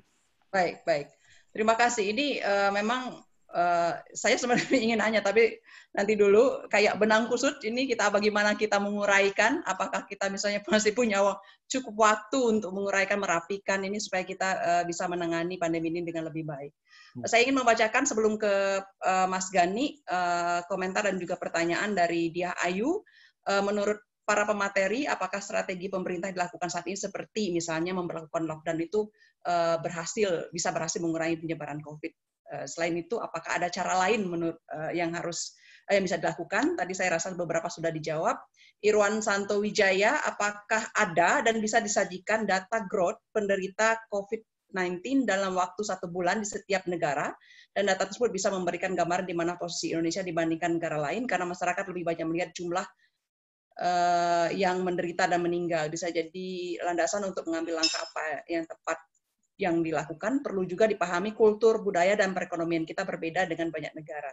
Indonesia memiliki jumlah entrepreneur kategori mikro dan kecil yang sangat luar biasa, dan mereka hidup dari penerimaan harian. Jadi harus hati-hati dalam mengambil keputusan apakah kelompok think tank bisa memberikan masukan. Ini untuk yang sektor informal, nanti mungkin boleh diulas lagi bagaimana, karena salah satu yang banyak jadi concern ketika ada pembatasan pergerakan dan juga termasuk lockdown, non-lockdown, kan ini soal pekerja informal yang bisa kehilangan pendapatan dan sebagainya.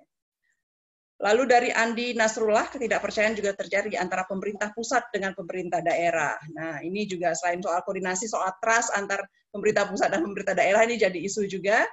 Darendra, mungkin ideal dan normatif untuk menyusun kebijakan berbasis untuk bukti atau evidence, tapi menarik untuk dielaborasi bagaimana menjaga supaya evidence tersebut berkualitas, khususnya di masa-masa yang memerlukan dukungan evidence dalam waktu cepat, seperti penanganan COVID ini. Ya, data perlu, tapi jangan juga nanti dapatnya yang false, yang salah ya. Mas Gani, silakan boleh disambung tadi ulasannya dan juga mengomentari beberapa yang sudah masuk. Iya. Jadi sebenarnya juga memang sudah banyak sekali yang concern soal pekerja informal ya. Makanya tadi dari awal saya selalu bilang bahwa pemerintah harus melakukan analisa yang jangan sampai dia bias kelas. Ketika dia bias kelas, justru daerah orang-orang ataupun pusat-pusat daerah-daerah titik-titik yang rentan justru tidak tercapai kebijakannya yang tepat sasaran. Karena lagi-lagi mungkin juga jangan-jangan setelah corona literasi soal kesehatan baik nanti. Orang-orang akan semakin mendemand pada negara bahwa kesehatan itu yang paling baik. Selama ini kita tahu setiap kota, setiap desa itu ada standarisasi, ada kompetisi bahkan untuk soal kebersihan dengan adanya berbagai macam penghargaan yang diberikan pemerintah pusat. Tapi saat ini sifatnya masih seremonial. Mungkin setelah COVID ini itu akan menjadi sebuah standarisasi yang lebih jelas lagi, dan kita harapkan itu akan melembaga. Tapi saya mau komentari juga soal, saya bukan dalam posisi mau bilang lockdown, apapun karantina wilayah atau apapun itu, karena tadi sudah dijelaskan oleh Habib dan Mas Philip. Tapi saya mau coba kita belajar dari India. Soal ketidaksiapan dalam sebuah kebijakan yang sebenarnya luas, tegas, namun tidak siap. Kita belajar dari India yang sudah melakukan lockdown, tapi yang terjadi justru adalah kekerasan yang muncul karena juga ternyata masyarakat yang tidak resilient untuk mengikuti anjuran, dan juga memang ternyata ada masalah yang lebih fundamental, yaitu apa? Tentang kedataan penduduk, Mbak Vivi. Ini berhubungan dengan masalah sektor informal dan juga pekerja harian. Kenapa? Karena misalkan di India, banyak orang-orang yang tidak tinggal di daerah yang sesuai dengan pendataan mereka sendiri gitu. Pada akhirnya pemerintah juga kesulitan di sana untuk benar-benar mendata bantuan-bantuan ketika lockdown itu terjadi. Pada akhirnya misalkan apa kita ingin belajar dengan situasi itu, apakah Indonesia juga sudah punya pendataan yang tepat sasaran untuk bisa ketika dalam situasi misalkan tadi mau karantina wilayah ataupun situasi yang lainnya, bantuan-bantuan itu bisa tepat sasaran. Lalu yang poin yang kedua adalah soal seberapa kuat negara dan seberapa jauhkah kita punya standar sampai pada titik mana negara boleh berbuat. Misalkan apakah kita punya keleluasan ataupun keterbukaan dalam bagaimana negara semakin lebih banyak turun untuk bisa mengatur kedisiplinan masyarakat. Itu sendiri kan sekarang sudah menjadi kegamangan. Apakah negara mau menurunkan misalkan aparat untuk mendisiplinkan dan segala macam. Karena itu adalah lagi-lagi perdebatan di negara yang demokratis seperti Indonesia. Makanya mungkin bagi saya lagi-lagi Korea Selatan itu adalah salah satu bagi saya benchmark yang sangat penting. Dari awal saya mengutarakan pentingnya data dan pentingnya data. Kita belajar dari Korea Selatan, bahkan mereka berani melakukan tracing dan masyarakatnya mau terbuka gitu. Ketika mereka di tracing. Sekarang misalkan Indonesia sudah mau melakukan tracing. Kemarin Kominfo sudah melakukan jumpa pers juga mengatakan bahwa sudah ada software dan segala macam. Tapi kan lagi-lagi, apakah masyarakat mau punya resiliensi untuk terbuka, untuk diantisipasi oleh negara? Karena ketika sudah ada tools-nya, tapi masyarakat tidak mau menggunakan tools tersebut juga, pada akhirnya juga nanti tidak akan tepat sasaran, tidak akan efisien.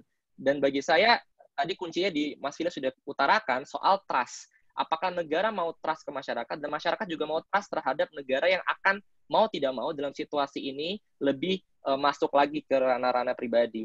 Lalu juga soal pada titik mana juga sektor informal ini bisa kita tangani.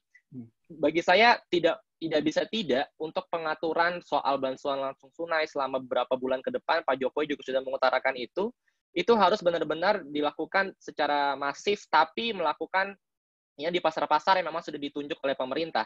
Dan mau tidak mau kedisiplinan itu yang harus diturunkan lewat TNI ataupun Polri. Karena kita belajar di India, situasi yang sekarang ini terjadi chaos karena masyarakat tidak tahu siapa yang harus diterima dengan bantuan tersebut, dan pemerintah juga akhirnya tidak tahu, karena masyarakat mungkin tadi ada Mas Wahyu juga, karena banyak sekali pekerja-pekerja migran antar daerah. Misalkan kaum urban juga tidak jelas.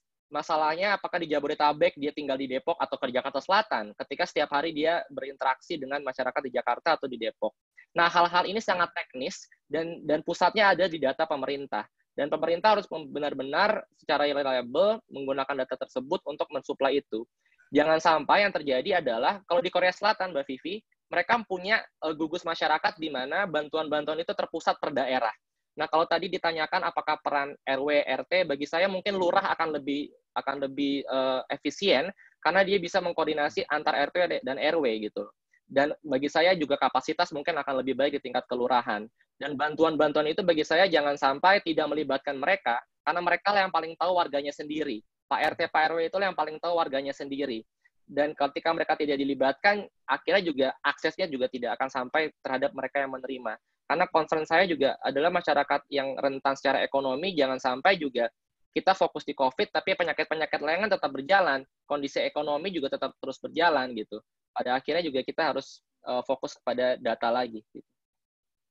Ya, ini tadi terkait juga dengan soal resiko kita sebagai lembaga negara demokratis, dan juga apakah kita bersedia diatur lebih jauh oleh negara. Ada komentar juga dari Mbak Chandra Dewi, bagaimana pendapat para panelis ini mengenai pandemi COVID yang mau tidak mau akan mengubah negara-negara di dunia menjadi sosialis.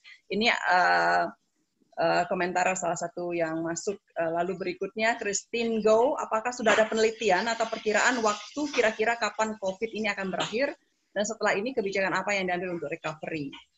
Dari Dewi Grinju, pemuka agama sedikit banyak juga berperan dalam komunikasi pada pemeluk agamanya. Bagaimana sebaiknya pemerintah menyikapi hal ini? Saya rasa semua pihak harus bisa dan dapat terlibat ya, apakah itu kelompok agama atau kelompok lainnya. Amanda, kebijakan lockdown juga berkaitan dengan pertimbangan pemenuhan hak-hak sipil dan politik sesuai yang diatur dalam deklarasi HAM dan PBB. Bagaimana sikap pemerintah pusat dan daerah dalam mempertimbangkan posisi ini? Silakan Pak Philip dulu mungkin komentarnya untuk beberapa pertanyaan dan juga komentar yang masuk di chat room. Silakan. Ya. Menurut saya begini, ini kan kembali pada soal rasa aman. Kita ini kan ingin rasa aman. Rasa aman itu bisa datang dari macam-macam hal. Rasa aman dari penyakit, rasa aman dari mungkin pekerjaan yang tidak hilang, dan lain-lain. Gitu. Nah, kalau kita perhatikan beberapa negara yang sudah dalam tanda petik melewati krisis puncak dari COVID-19 ini, misalnya Korea Selatan, juga ada Jepang, ya kan, dan Cina. Sebetulnya ada banyak hal yang mungkin kita penting bisa pelajari untuk Indonesia. Memang betul Cina bisa memobilisasi orang sedemikian rupa. Dia bisa bikin rumah sakit baru dalam 6 hari, yang waktu itu orang seluruh dunia mungkin surprise juga kemampuan mereka memobilisasi resources. Tetapi di sisi yang lain kita ada model demokratis seperti Korea, dan juga misalnya Jepang. Juga di sisi lain ada Singapura, ya kan? Singapura ini relatif negara yang dikenal bukan sebagai negara demokratis, tetapi mereka sukses gitu menangani ini. Jangan lupa ada satu negara lagi yang jarang disebut, yaitu Taiwan, yang juga adalah negara demokratis. Kontras, dia ada di seberang epicentrumnya Cina, dan seterusnya. Nah, kalau kita lihat benang merahnya negara-negara yang relatif berhasil melewati masa krisis itu, kesamaannya ada dua menurut saya. Satu, mereka sebetulnya bukan persoalan demokrasi atau tidak demokrasi, tetapi adalah apakah mereka punya governance, tata kelola yang disiplin, birokrasi yang disiplin, birokrasi yang bekerja. Yang kedua, di sisi lain adalah kenapa mereka relatif berhasil dan lain-lain. Ini negara-negara yang memang kembali lagi pada soal yang disampaikan rekan saya Gani tadi. Ini rekan orang-orang yang negara-negara yang memang percaya pada science, percaya pada evidence-based research, evidence-based policy gitu. Jadi bukan soal demokrasi atau tidak demokrasinya menurut saya, tetapi apakah mereka punya tata kelola pemerintahan yang disiplin. Yang memang tadi di awal sekali waktu kita mulai diskusi ini, saya sampaikan bahwa ini nggak ada presidennya, skala seperti ini pandemi sejak 1918. Semua negara pasti bingung, betul, Indonesia bingung, negara lain bingung, semua bingung. Tetapi yang akan membedakan nanti adalah di antara negara-negara ini apakah sistem tata kelola pemerintahan mereka itu apakah ada di tempat atau tidak untuk merespons. Jadi mungkin yang akan lebih terpengaruh nanti apakah mereka setelah ini akan rebound. Saya rasa negara-negara yang tidak punya tata kelola pemerintahan yang baik, tata kelola pembuatan kebijakan yang baik, dan lain-lain, tetap akan mungkin, saya berharap, ya ini akan melewati krisis ini, tetapi waktunya untuk melakukan rebound, kembali ke titik semula ekonomi, sosial, politik, dan lain-lain akan jauh lebih lama. Buat negara-negara yang memang tata kelolanya buruk, gitu. Dan menurut saya ini PR. Yang kedua, soal transparansi. Kalau kita lihat sekarang mana negara yang paling banyak melaporkan jumlah masyarakat yang positif COVID-19. Itu kan kita tahu adalah Italia dan sekarang Amerika Serikat. Terlepas dari apapun masalah domestik mereka, tetapi saya kira dua negara ini harus dipuji karena kita jadi tertolong. Mereka sangat terbuka terhadap data mereka sendiri. Mereka nggak ada merasaan wah kalau kita menyampaikan data yang lebih tinggi daripada negara lain itu akan membuat citra kita buruk dan lain-lain. Itu dalam hal pandemi semacam ini setiap negara itu justru dan setiap menurut saya mengambil kebijakan itu harus dengan pemikiran bahwa yang kita sampaikan kepada publik itu akan bermanfaat. Menurut saya bukan akan menimbulkan panik gitu, tetapi justru akan menolong orang-orang lain untuk bersiap dan berusaha memahami gitu. Kalau misalnya Amerika atau Italia berpikir kita nggak akan rilis kasus ini gitu ya, sampai 100.000 orang dan seterusnya, itu kebayang bagaimana sebetulnya di bawah gunung esnya itu penyakit menyebar sementara karena tidak diberitakan secara open, secara terbuka, masyarakat mungkin tidak akan tidak akan berhati-hati gitu dan itu akan mempersulit kita untuk membuat kebijakan-kebijakan yang perlu. Jadi saya kira ada dua kuncinya soal pertanyaan mengenai demokrasi atau sosialis atau komunis dan lain-lain. Saya kira bukan ideologinya yang penting, tetapi persamaan mereka semua, baik yang demokratis ataupun yang tidak demokratis itu adalah mereka semua punya tata kelola pemerintahan yang in place, yang disiplin, dan birokrasi yang responsif. Birokrasi yang disiplin dan bekerja ya, Pak Philips ya, itu penekanannya tadi. Tidak bergantung bentuk negaranya apapun ya, jadi itu tidak masalah, yang penting birokrasinya jalan. Oke, baik, saya lanjutkan ke beberapa komentar dan pertanyaan lain. Kita memang agak lewat dari yang kita jadwalkan, tapi karena banyak yang bertanya, mungkin kita agak sedikit perpanjang. Oke, berikutnya tadi soal kajian, kapan berakhir, barangkali ada yang mau share nanti di antara pembicara, silahkan apakah sudah ada kajian kira-kira kapan ini puncaknya dan sebagainya. Lalu krisis COVID-19 di Tiongkok ini diatasi dalam 2-3 bulan. Di Indonesia kita juga berharap dalam waktu tidak jauh berbeda akan selesai. Namun think tank diharapkan bisa memberikan gambaran lebih jauh pasca krisis COVID ini, what's next, apa yang berikutnya, krisis ekonomi kah? Semoga krisis selanjutnya kita bisa ada kontribusi think tank dan kita lebih siap. Terima kasih untuk CSIS. Kenapa pemerintah nampaknya gagap menghadapi COVID? Bagaimana sistem peringatan dininya? Lalu dari Pak Agus, lalu Berikutnya dari Mira Delima, seenggaknya ada satu saja yang benar dari pemerintah yang bisa jadi patokan untuk data. Ini kok sampai sekarang nggak optimal. Inilah masalahnya. Jadi soal data ini adalah problem. Lalu Christian Pasaribu, saat ini pemerintah menambahkan 50.000 penerima. Oke. Apakah mungkin bisa dilakukan pemberian apa ini? Sudah jika menggunakan DTKS seperti amanat Permensos 5/2019 dengan kompleksnya masalah apa yang akan muncul, apakah mungkin ini dapat dilakukan untuk menambah ini subsidi ya, semacam subsidi ya. Lalu berikutnya dari Kristolan, pemerintah harus transparan mengenai data valid dan kebijakan yang dilakukan, harusnya tegas dan tanggap. Selain itu, petugas medis dan para dokter, perawat juga harus didukung secara optimal mengenai pelengkapan APD karena mereka di garis depan melawan COVID. Terima kasih untuk Kristolan. Untuk Hairun, bagaimana peran pemerintah dalam menanggapi ODP yang berasal dari luar daerah? Dan apakah ODP tersebut mendapatkan perawatan pelayanan khusus dari petugas kesehatan? Lalu Alfian Muhammad, untuk masyarakat Muslim, bulan depan sudah masuk Ramadan. Banyak yang menganalisis COVID akan terus eksis. Nah, ini juga problem. Barangkali bisa dikomentari dari dua pembicara berikutnya, bisa kalau begitu ke Mas Habib dulu. Kita punya tadi beberapa hal, isu, diantaranya nanti Ramadan, lalu juga apakah ada kajian juga, kapan kira-kira berakhir. Ada misalnya yang menghitung, yang saya dengar misalnya dalam 5-6 minggu ini bisa sampai jutaan, angkanya 1,7 juta, lalu juga kekhawatiran nanti Ramadan ini problem besar sekali nanti, karena di sinilah kita agak susah ya, orang ingin Ramadan dengan enak, ingin taraweh dan sebagainya. Silakan.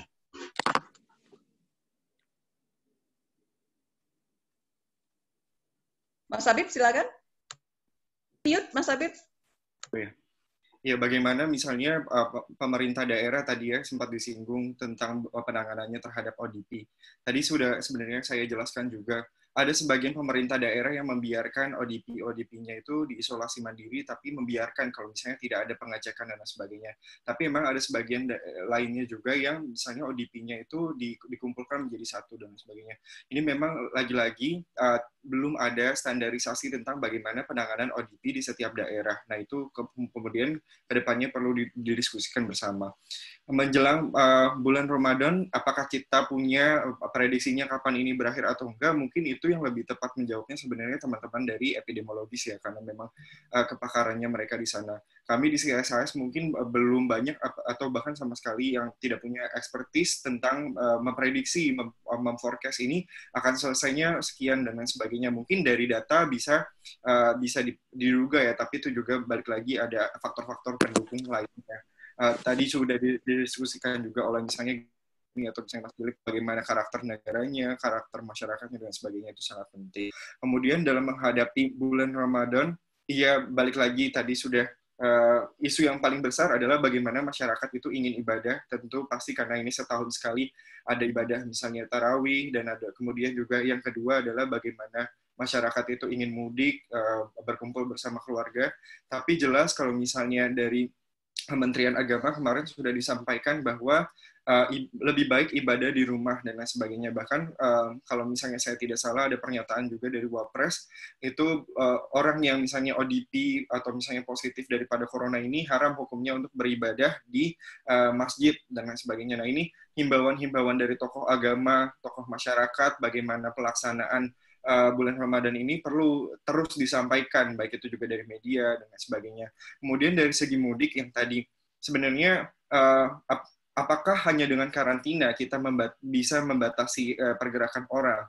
Enggak, kayak misalnya ada beberapa kebijakan-kebijakan lain yang secara tidak langsung tentunya akan mendorong orang dengan sendirinya sadar bahwa oh ternyata mudik itu mahal. Oh, ternyata mudik itu bebannya jauh lebih banyak dibandingkan kalau misalnya kita stay di sini, seperti itu. Itu ada banyak ragam kebijakan yang bisa diambil tadi. Mungkin kalau misalnya saya ambil contoh kasus Provinsi Bangka Belitung gitu ya, walaupun jumlah pasien positifnya itu masih relatif sedikit, apa yang mereka lakukan itu sebenarnya tidak langsung menutup satu bandaranya, tapi misalnya meminta bagaimana maskapai berkoordinasi itu untuk mengurangi jumlah penerbangan ke wilayah sana. Atau misalnya yang tadi saya juga sudah jelaskan lebih jauh, misalnya bagaimana tentang soal harga, orang juga pasti akan berpikir kemudian kalau misalnya harganya 3 kali lipat dan lain sebagainya. Kok kayaknya kalau misalnya pulang itu jauh lebih mahal dibandingkan kita stay di sini. Tapi memang tetap perlu dipikirkan misalnya bagaimana walaupun mereka tidak pulang itu, kebutuhannya itu terjamin di sini. Misalnya, kita tuh sering luput dalam diskusi bahwa bukan hanya butuh bantuan makan, tapi juga butuh bantuan papan, yaitu misalnya orang-orang, teman-teman yang bekerja di sektor informal itu pasti tetap bayar kontrakan rumah dan lain sebagainya. Mereka tuh pasti mau untuk tetap berdiam diri di rumahnya masing-masing, tidak melakukan aktivitas apapun, tapi mereka bagaimana dong? Mereka tetap ditagih kontrakan rumah, kemudian juga leasing motor. Mungkin juga berita-berita yang akhir ini terlihat adalah, walaupun sudah disampaikan oleh pemerintah bahwa harusnya kredit itu ditangguhkan terlebih dahulu, penagihannya dan sebagainya, jangan pakai debt collector, tapi implementasinya di lapangan kita sangat sulit menilai seperti itu, karena masih banyak teman-teman masyarakat yang bekerja di sektor informal itu masih ditagih, terlepas dari apapun alasannya, sudah ditunjukkan pengumuman pemerintah. Nah, ini tugasnya lagi pemerintah daerah untuk menjamin hal tersebut. Kemudian juga ya tadi surat keterangan kesehatan itu, orang pasti akan mikir kok aku mau pulang itu tuh ribet banget ya, kayak misalnya harus urus dulu surat keterangan kesehatan dan lain sebagainya. Nah, ini juga tapi perlu dikoordinasikan dengan lembaga penyedia jasa transportasi. Jangan segera, maksudnya tanpa adanya bukti surat keterangan kesehatan ini, jangan langsung tiba-tiba, oh ya sudah silahkan, kayak misalnya beli tiketnya dan sebagainya. Perlu juga misalnya mungkin ada mekanisme, melampirkan surat keterangan kesehatan dulu, baru tiketnya diproses dan sebagainya. Nah, ini tetap kita butuh balik lagi koordinasi antar semua sektor. Tadi sudah disampaikan oleh Mas Philip dan Gani juga, kepercayaan itu, kepercayaan dari semua sektor, dan bagaimana keterbukaan yang paling penting harus didorong dalam penanganan COVID-19 saat ini seperti itu. Tapi modul-modul misalnya ibadah tarawih itu bisa dilakukan via virtual atau dengan sebagainya, itu perlu segera dirumuskan atau disampaikan baik oleh dari Kemenak maupun MUI seperti itu. Ya, supaya merasa nyaman juga ya, ada alternatif gitu ya. Oke, baik. Ini ada pertanyaan dari Rifan Masyuri. Kolaborasi antar pemerintah, swasta, ilmuwan, dan akademisi itu setuju. Penting untuk dilakukan dalam menangani COVID, seperti yang disampaikan Mas Gani. Cuma pertanyaannya bagaimana CSIS bisa mendorong ini bisa direalisasikan atau diwujudkan. Lalu juga ada pertanyaan, komentar dari Kadar Ramadan, nakes kurang, APD kurang, rapid test kurang, bandara tidak ditutup, kesadaran masyarakat soal physical distancing sangat kurang, karantina wilayah tidak kunjung diberlakukan. Pertanyaannya, kalau begitu, hal apa yang bisa membuat Indonesia keluar dari masalah COVID ini? Oke, giliran Mas Gani, silakan. Iya, pertama mungkin saya mau komentari soal tadi ya, soal sampai kapan ini akan berlangsung. Tentu saja kita nggak punya expertise itu ya, tapi mungkin yang perlu kita ingat bahwa kalau dalam himbauan WHO, flatten the curve itu bukan berarti nanti kasus akan hilang. Kita hanya menunda sebenarnya. Dan itu sebenarnya patut juga dipahami oleh para pemangku kebijakan gitu, maupun mereka yang tidak bergerak di industri kesehatan juga, bahwa memang apa yang kita lakukan bareng-bareng hanya untuk menunda sampai puncaknya nanti tidak terlalu memusingkan aparat kesehatan kita dan juga rumah sakit yang kapasitasnya semakin terbatas. Dengan demikian, ini akan berlangsung cukup lama. Mungkin bayangannya juga tidak akan berakhir di bulan depan. Karena itu memang masing-masing harus lebih fokus ke sana. Saya mau komentari bahwa sampai sekarang pemerintah sudah belajar, Mbak Vivi. Kita lihat dari kebijakan paket ekonomi pertama, itu dia belajar bahwa ternyata itu tidak berhasil. Pada akhirnya di paket kebijakan ekonomi kedua, pemerintah sudah mulai memfokuskan semuanya ke penanganan korban. Dari situ sebenarnya saya melihat ada niatan bagi pemerintah pusat memang sudah mau mendistribusikan ke fiskalnya untuk penanganan para korban dan juga ekonomi yang rentan. Lalu juga tadi soal kolaborasi CSIS sudah apa. Sebenarnya terlepas dari masalah pandemi ini, situasi yang ada di CSIS, yang saya pahami adalah kita selalu kolaborasi dengan LSM, selalu berusaha melakukan interaksi dengan pemerintah pusat. Mas Philip selalu terlibat dalam kebijakan-kebijakan yang ada. Bagi saya sudah ada, tapi permasalahannya adalah apakah negara mau menerimanya, lagi-lagi kan itu. Tapi ya, tentu saja ada ruangnya atau tidak ya? Ada ruangnya. Masalah inisiatif bagi saya seluruh kelompok masyarakat sipil, baik itu CSIS maupun tidak, semuanya juga punya concern masing-masing. Dan juga tadi Mas Philip sudah katakan, CSIS punya inisiatif membuat sebuah platform, itu pun juga sebagai suatu kolaborasi yang bagi saya baik ya, karena semuanya akhirnya punya akses. Yang tadinya bingung mau naruh idenya kemana, akhirnya bisa ditampung CSIS bisa berperan di situ untuk menyuplaikannya kepada pemerintah. Bagi saya hal-hal inisiatif itu pasti datangnya dari masyarakat. Ketika masyarakat sudah mensuplai itu, apakah negara menerimanya atau tidak, itu urusan yang lain. Tapi tadi belajar dari evaluasi pemerintah dalam paket-paket kebijakan ekonominya, bagi saya mungkin bisa kita bilang ada evaluasi lah. Bagi saya negara bukan berarti tidak mengevaluasi, tapi mereka mengevaluasinya gitu. Ketika tadi masih concern masalah defisit, tapi sekarang ternyata sudah mulai ada refocusing ya masalah kebijakan-kebijakan ekonominya belakangan ini. Lalu tadi ada soal, ya lagi-lagi soal data ini. Ya, ini mungkin, barangkali dari Pak Gifari ini kan, kenapa bahasan kita banyak merujuk data. Ini barangkali bisa dijelaskan Mas Gani kenapa penting soal data ini. Karena kan ada juga, kalau kata dia, kata Mas Gifari, habis waktu kalau lebih mengurusi data dan penangkalan hoax. Intinya, kita juga punya problem kan, terlalu banyak informasi, terlalu banyak data juga. Lalu dari Friga, setuju Mas Gifari, edukasi dari Kominfo, kerjasama dengan gugus tugas sangat penting untuk penjagaan diri. Boleh dijelaskan lagi soal kenapa transparansi data itu penting? Ya. Tadi sudah saya singgung di awal, itu soal dalam situasi seperti ini yang perlu kita takuti adalah soal konflik-konflik entrepreneur yang bertebaran. Ini terjadi tidak hanya situasi pandemi, tapi dalam berbagai situasi krisis yang bisa memanfaatkan situasi untuk terjadinya panik. Nah, kita tidak tahu siapa yang paling berkepentingan di situ, tapi yang jelas pasti yang paling dirugikan adalah masyarakat. Dan terlebih lagi, ketika masyarakat dirugikan, pasti mereka-mereka yang ekonomi rentan yang paling berbahaya situasinya. Karena mereka dalam situasi keseharian saja sudah sulit, apalagi dalam situasi seperti ini dengan panik buying dan segala macamnya. Nah, saya mau tekankan juga soal tadi Habib sudah singgung soal institusi agama. Bagi saya di sini bukan berarti mereka tanpa peran, tapi juga tadi sudah disinggung bahwa mereka punya peran yang strategis. Perlu kita demand sebenarnya ke MUI ataupun Kementerian Agama agar instruksinya lebih jelas. Saya mesti belajar juga mungkin ke teman-teman di agama Kristiani, misalkan mereka sudah benar-benar dilarang untuk ke gereja bahkan. Mereka melakukan misa atau kebaktian itu lewat live streaming, dan bagi saya itu baik. Karena mungkin ketika kita masyarakat tidak punya, tidak care terhadap ketua RW-nya, mungkin pemuka-pemuka agama yang lebih didengarkan sebenarnya oleh mereka. Dan dalam situasi ini, kepemimpinan yang sifatnya mikro, masyarakat-masyarakat kecil, bagi saya itu akan lebih efektif gitu. Ketimbang kita hanya berpacu pada akses-akses informasi yang mungkin tidak semuanya dapat di sosial media, ataupun seperti sekarang dengan diskusi-diskusi seperti ini. Dan bagi saya, institusi yang formal seperti Kementerian Agama maupun MUI mungkin itu bagi saya punya kekuatan yang cukup efektif. Kita belajar sebenarnya Mbak Vivi, kalau di masyarakat Bali dalam penelitian CSIS, mereka punya sebuah resiliensi masyarakat karena mereka punya desa adat yang sangat efektif dalam segala macam himbauan, mempunyai dampak sosial yang cukup efektif agar masyarakat mengikutinya gitu. Dan mungkin ini bisa kita pelajari di daerah-daerah yang lain, kita tidak punya mekanisme seperti itu. Kita tidak punya leader-leader selain pemuka-pemuka agama.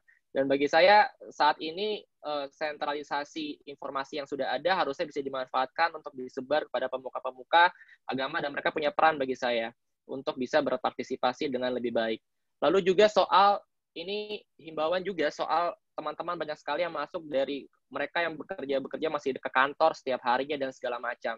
Bagi saya juga dalam situasi seperti ini, partisipasi inisiatif dari masing-masing pemilik perusahaan juga bagi saya sangat penting gitu. Jiwa-jiwa entrepreneurship mereka, apakah dalam situasi ini mereka bisa terus melakukan analisa situasi dan juga menjaga keselamatan dari para pegawainya sendiri. Karena bagi saya bisnis akan terus bergerak, mereka akan terus berinovasi, tapi kesehatan masyarakat adalah prioritas. bagaimana kita mengeset prioritas, kita sudah bisa belajar bahwa Pak Jokowi pun sudah belajar. Akhirnya dia mengubah paket kebijakannya menjadi prioritasnya adalah soal kesehatan. Bagi saya ini adalah langkah yang baik dan apabila dicontoh bagi perusahaan juga akan lebih baik ke depannya ya. Baik, terima kasih Mas Gani. Saya ingin, waktu kita sudah cukup panjang, tapi sebelum berakhir, karena kita tadi fokus kita adalah tentang bagaimana peran lembaga think tank, dan kita tahu ini sudah banyak sebetulnya para peneliti-peneliti yang melakukan penelitian, ingin memberikan masukan, mungkin beda-beda ini perspektifnya. Sekarang what to do gitu ya, bagaimana hasil kajian, hasil riset dari para peneliti ini bisa sampai atau mungkin diapakan sih supaya bisa entah dibungkus jadi satu, terus supaya kita bisa bantu nih mana mungkin pemerintah, siapa yang seharusnya yang ambil langkah duluan gitu, haruskah dibuat forum untuk kumpul, Bang Philip, gimana ini kita bisa memberikan semua sesuatu sehingga kajian-kajian ini nggak berserak di mana-mana, tapi bisa bermanfaat untuk membantu pemerintah dan juga kita secara umum untuk mengatasi masalah ini. Ya, saya kira gini Mbak Vivi, memang hari ini kan kita bekerja sesuai dengan peran dan bidang kita masing-masing. Jadi juga mungkin perlu disadari bahwa tidak hanya lembaga think tank yang bisa berperan dalam hal ini, tetapi mungkin teman-teman misalnya yang bergerak di media, di LSM, yang mengadvokasi masyarakat, mereka bisa switching program mereka untuk bagaimana meningkatkan awareness masyarakat terhadap COVID-19 ini. Nah, yang kedua tentang apa yang harus dilakukan. Sebetulnya ini kan kita sudah punya perangkatnya. Kita udah sekarang tahun lalu sudah diadopsi, sudah disahkan Undang-Undang Sistem Nasional Ilmu Pengetahuan dan Teknologi (UU Sisteknas) itu, yang di dalamnya mengamanatkan pembentukan Badan Riset dan Inovasi. Jadi dari sisi undang-undang sebetulnya kita sekarang punya semacam platform undang-undang yang ditetapkan. Cuma COVID terjadi, undang-undang ini belum jadi, BP-nya belum ada, dan lain-lain. Tetapi ada sebetulnya secara dalam perspektif negara, itu sudah ada kemungkinan bagi kita untuk membuat semacam menguatkan ekosistem riset di Indonesia, gitu, yang mungkin nanti akan di-lead oleh yang namanya Badan Riset dan Inovasi Nasional ini, atau BRIN. Gitu. Dan sekarang komandannya itu adalah tentu saja di Kemristek-Dikti. Gitu. Dan saya kira pelajaran dari COVID ini akan mendorong kita. Ini kan ceritanya kalau dalam konteks kultural kita kan setelah kesulitan ada kemudahan kan gitu kan, habis gelap terbitlah terang. Gitu. Jadi mungkin nanti ketika kita selesai ini badai COVID-19 ini, maka ekosistem research yang diamanatkan oleh Undang-Undang nomor 11 tahun 2019 itu, UU Sisteknas, dia bisa diwujudkan, dibuatkan PP-nya, dan juga menyadarkan semua orang yang terlibat dalam ekosistem research di Indonesia untuk bisa mengintegrasikan, mensinergikan kajian-kajian mereka gitu. Dan ini saya kira akan sangat baik dan bisa dilakukan ke depan secara konkret gitu. Karena ada undang-undangnya yang baru diadopsi tahun lalu. Mungkin itu yang saya mau tekankan. Yang kedua soal data. Kenapa data penting? Ini yang kita hadapi adalah soal virus yang harus dipahami secara saintifik juga gitu. Jadi dia bukan diselesaikan secara politik, ya kan? Mungkin kita selama ini terlalu banyak masalah kita itu lebih banyak masalah politik. Jadi pemimpin-pemimpin kita, pusat sampai daerah, menteri, birokrasi yang dipikirkan itu politik bukan policy. Sementara dengan virus ini yang harus dipikirkan adalah policy. Jadi politiknya harus minggir dulu, menurut saya.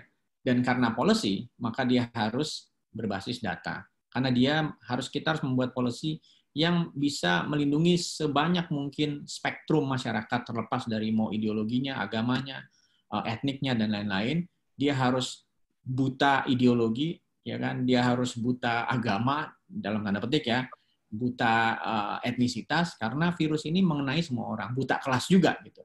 Dan karena itu yang harus dimiliki adalah data yang universal. Dan karena itu harus transparan. Tanpa ada data, tanpa ada transparansi, agak mustahil kita bisa menyelesaikan masalah COVID-19 ini. Jadi 2 poin itu. Yang pertama, kita akan mendorong ekosistem research melalui undang-undang yang sudah diadopsi tahun lalu, Undang-Undang Sisteknas, yang mengamanatkan pembentukan Badan Riset Inovasi Nasional. Itu akan melibatkan semua, lembaga negara, lembaga non-negara, dana riset, memperluas dana riset, memperbesar dana riset, memperluas partisipasi, dan seterusnya. Yang kedua adalah soal keperluan akan data itu. Mungkin itu Mbak Vivi, Baik. terakhir dari saya. Baik. Mas Philip, terima kasih banyak. Pak Gani dan juga Mas Habib, terima kasih banyak. Teman-teman yang bergabung sudah terima kasih banyak. Saya mohon maaf jika ada yang kelewat, belum sempat dibacakan komentar dan pertanyaannya, tapi tadi saya rasa pernyataan terakhir dari Mas Philip ini itu sudah menyimpulkan perbincangan kita kali ini. Pertama, ini penyakit harus diselesaikan secara saintifik, artinya pelibatan mereka yang dari kelompok saya ini penting sekali, perlu kajian multiperspektif dan kajian-kajian ini harus dikasih tempat bagaimanapun caranya. Pemerintah juga harus ada willingness untuk menerima masukan, kesediaan untuk menerima masukan dari pihak manapun. Lalu birokrasi juga harus bekerja disiplin kalau mau berhasil, karena debat soal ini kadang-kadang jadi bercandaan juga, kita perlu jadi negara model apa nih supaya masalah cepat selesai. Itu tidak jadi masalah, tapi soal bagaimana birokrasi ini bekerja, lalu pentingnya transparansi dan juga terutama itu transparansi data serta trust kepada para saintis dan peneliti-peneliti kita. Mudah-mudahan diskusi hari ini cukup efektif dan bisa memberikan pencerahan bagi kita semua. Jangan lupa Anda kalau tadi mungkin ada yang terlewat, ada yang ingin mendengar ulang, nanti rekaman dan ulasan soal diskusi ini tersedia di website KSI di KSI-indonesia.org pada Kamis tanggal 2 April 2020. Dengan demikian saya atas nama teman-teman penyelenggara mengucapkan terima kasih atas kesediaan Anda untuk bergabung dalam diskusi ini. Kita jumpa lagi dalam perbincangan selanjutnya. Saya Vivi Zapki dan juga para pembicara pamit. Sampai jumpa. Semoga badai COVID ini segera berlalu. Salam dan selamat siang.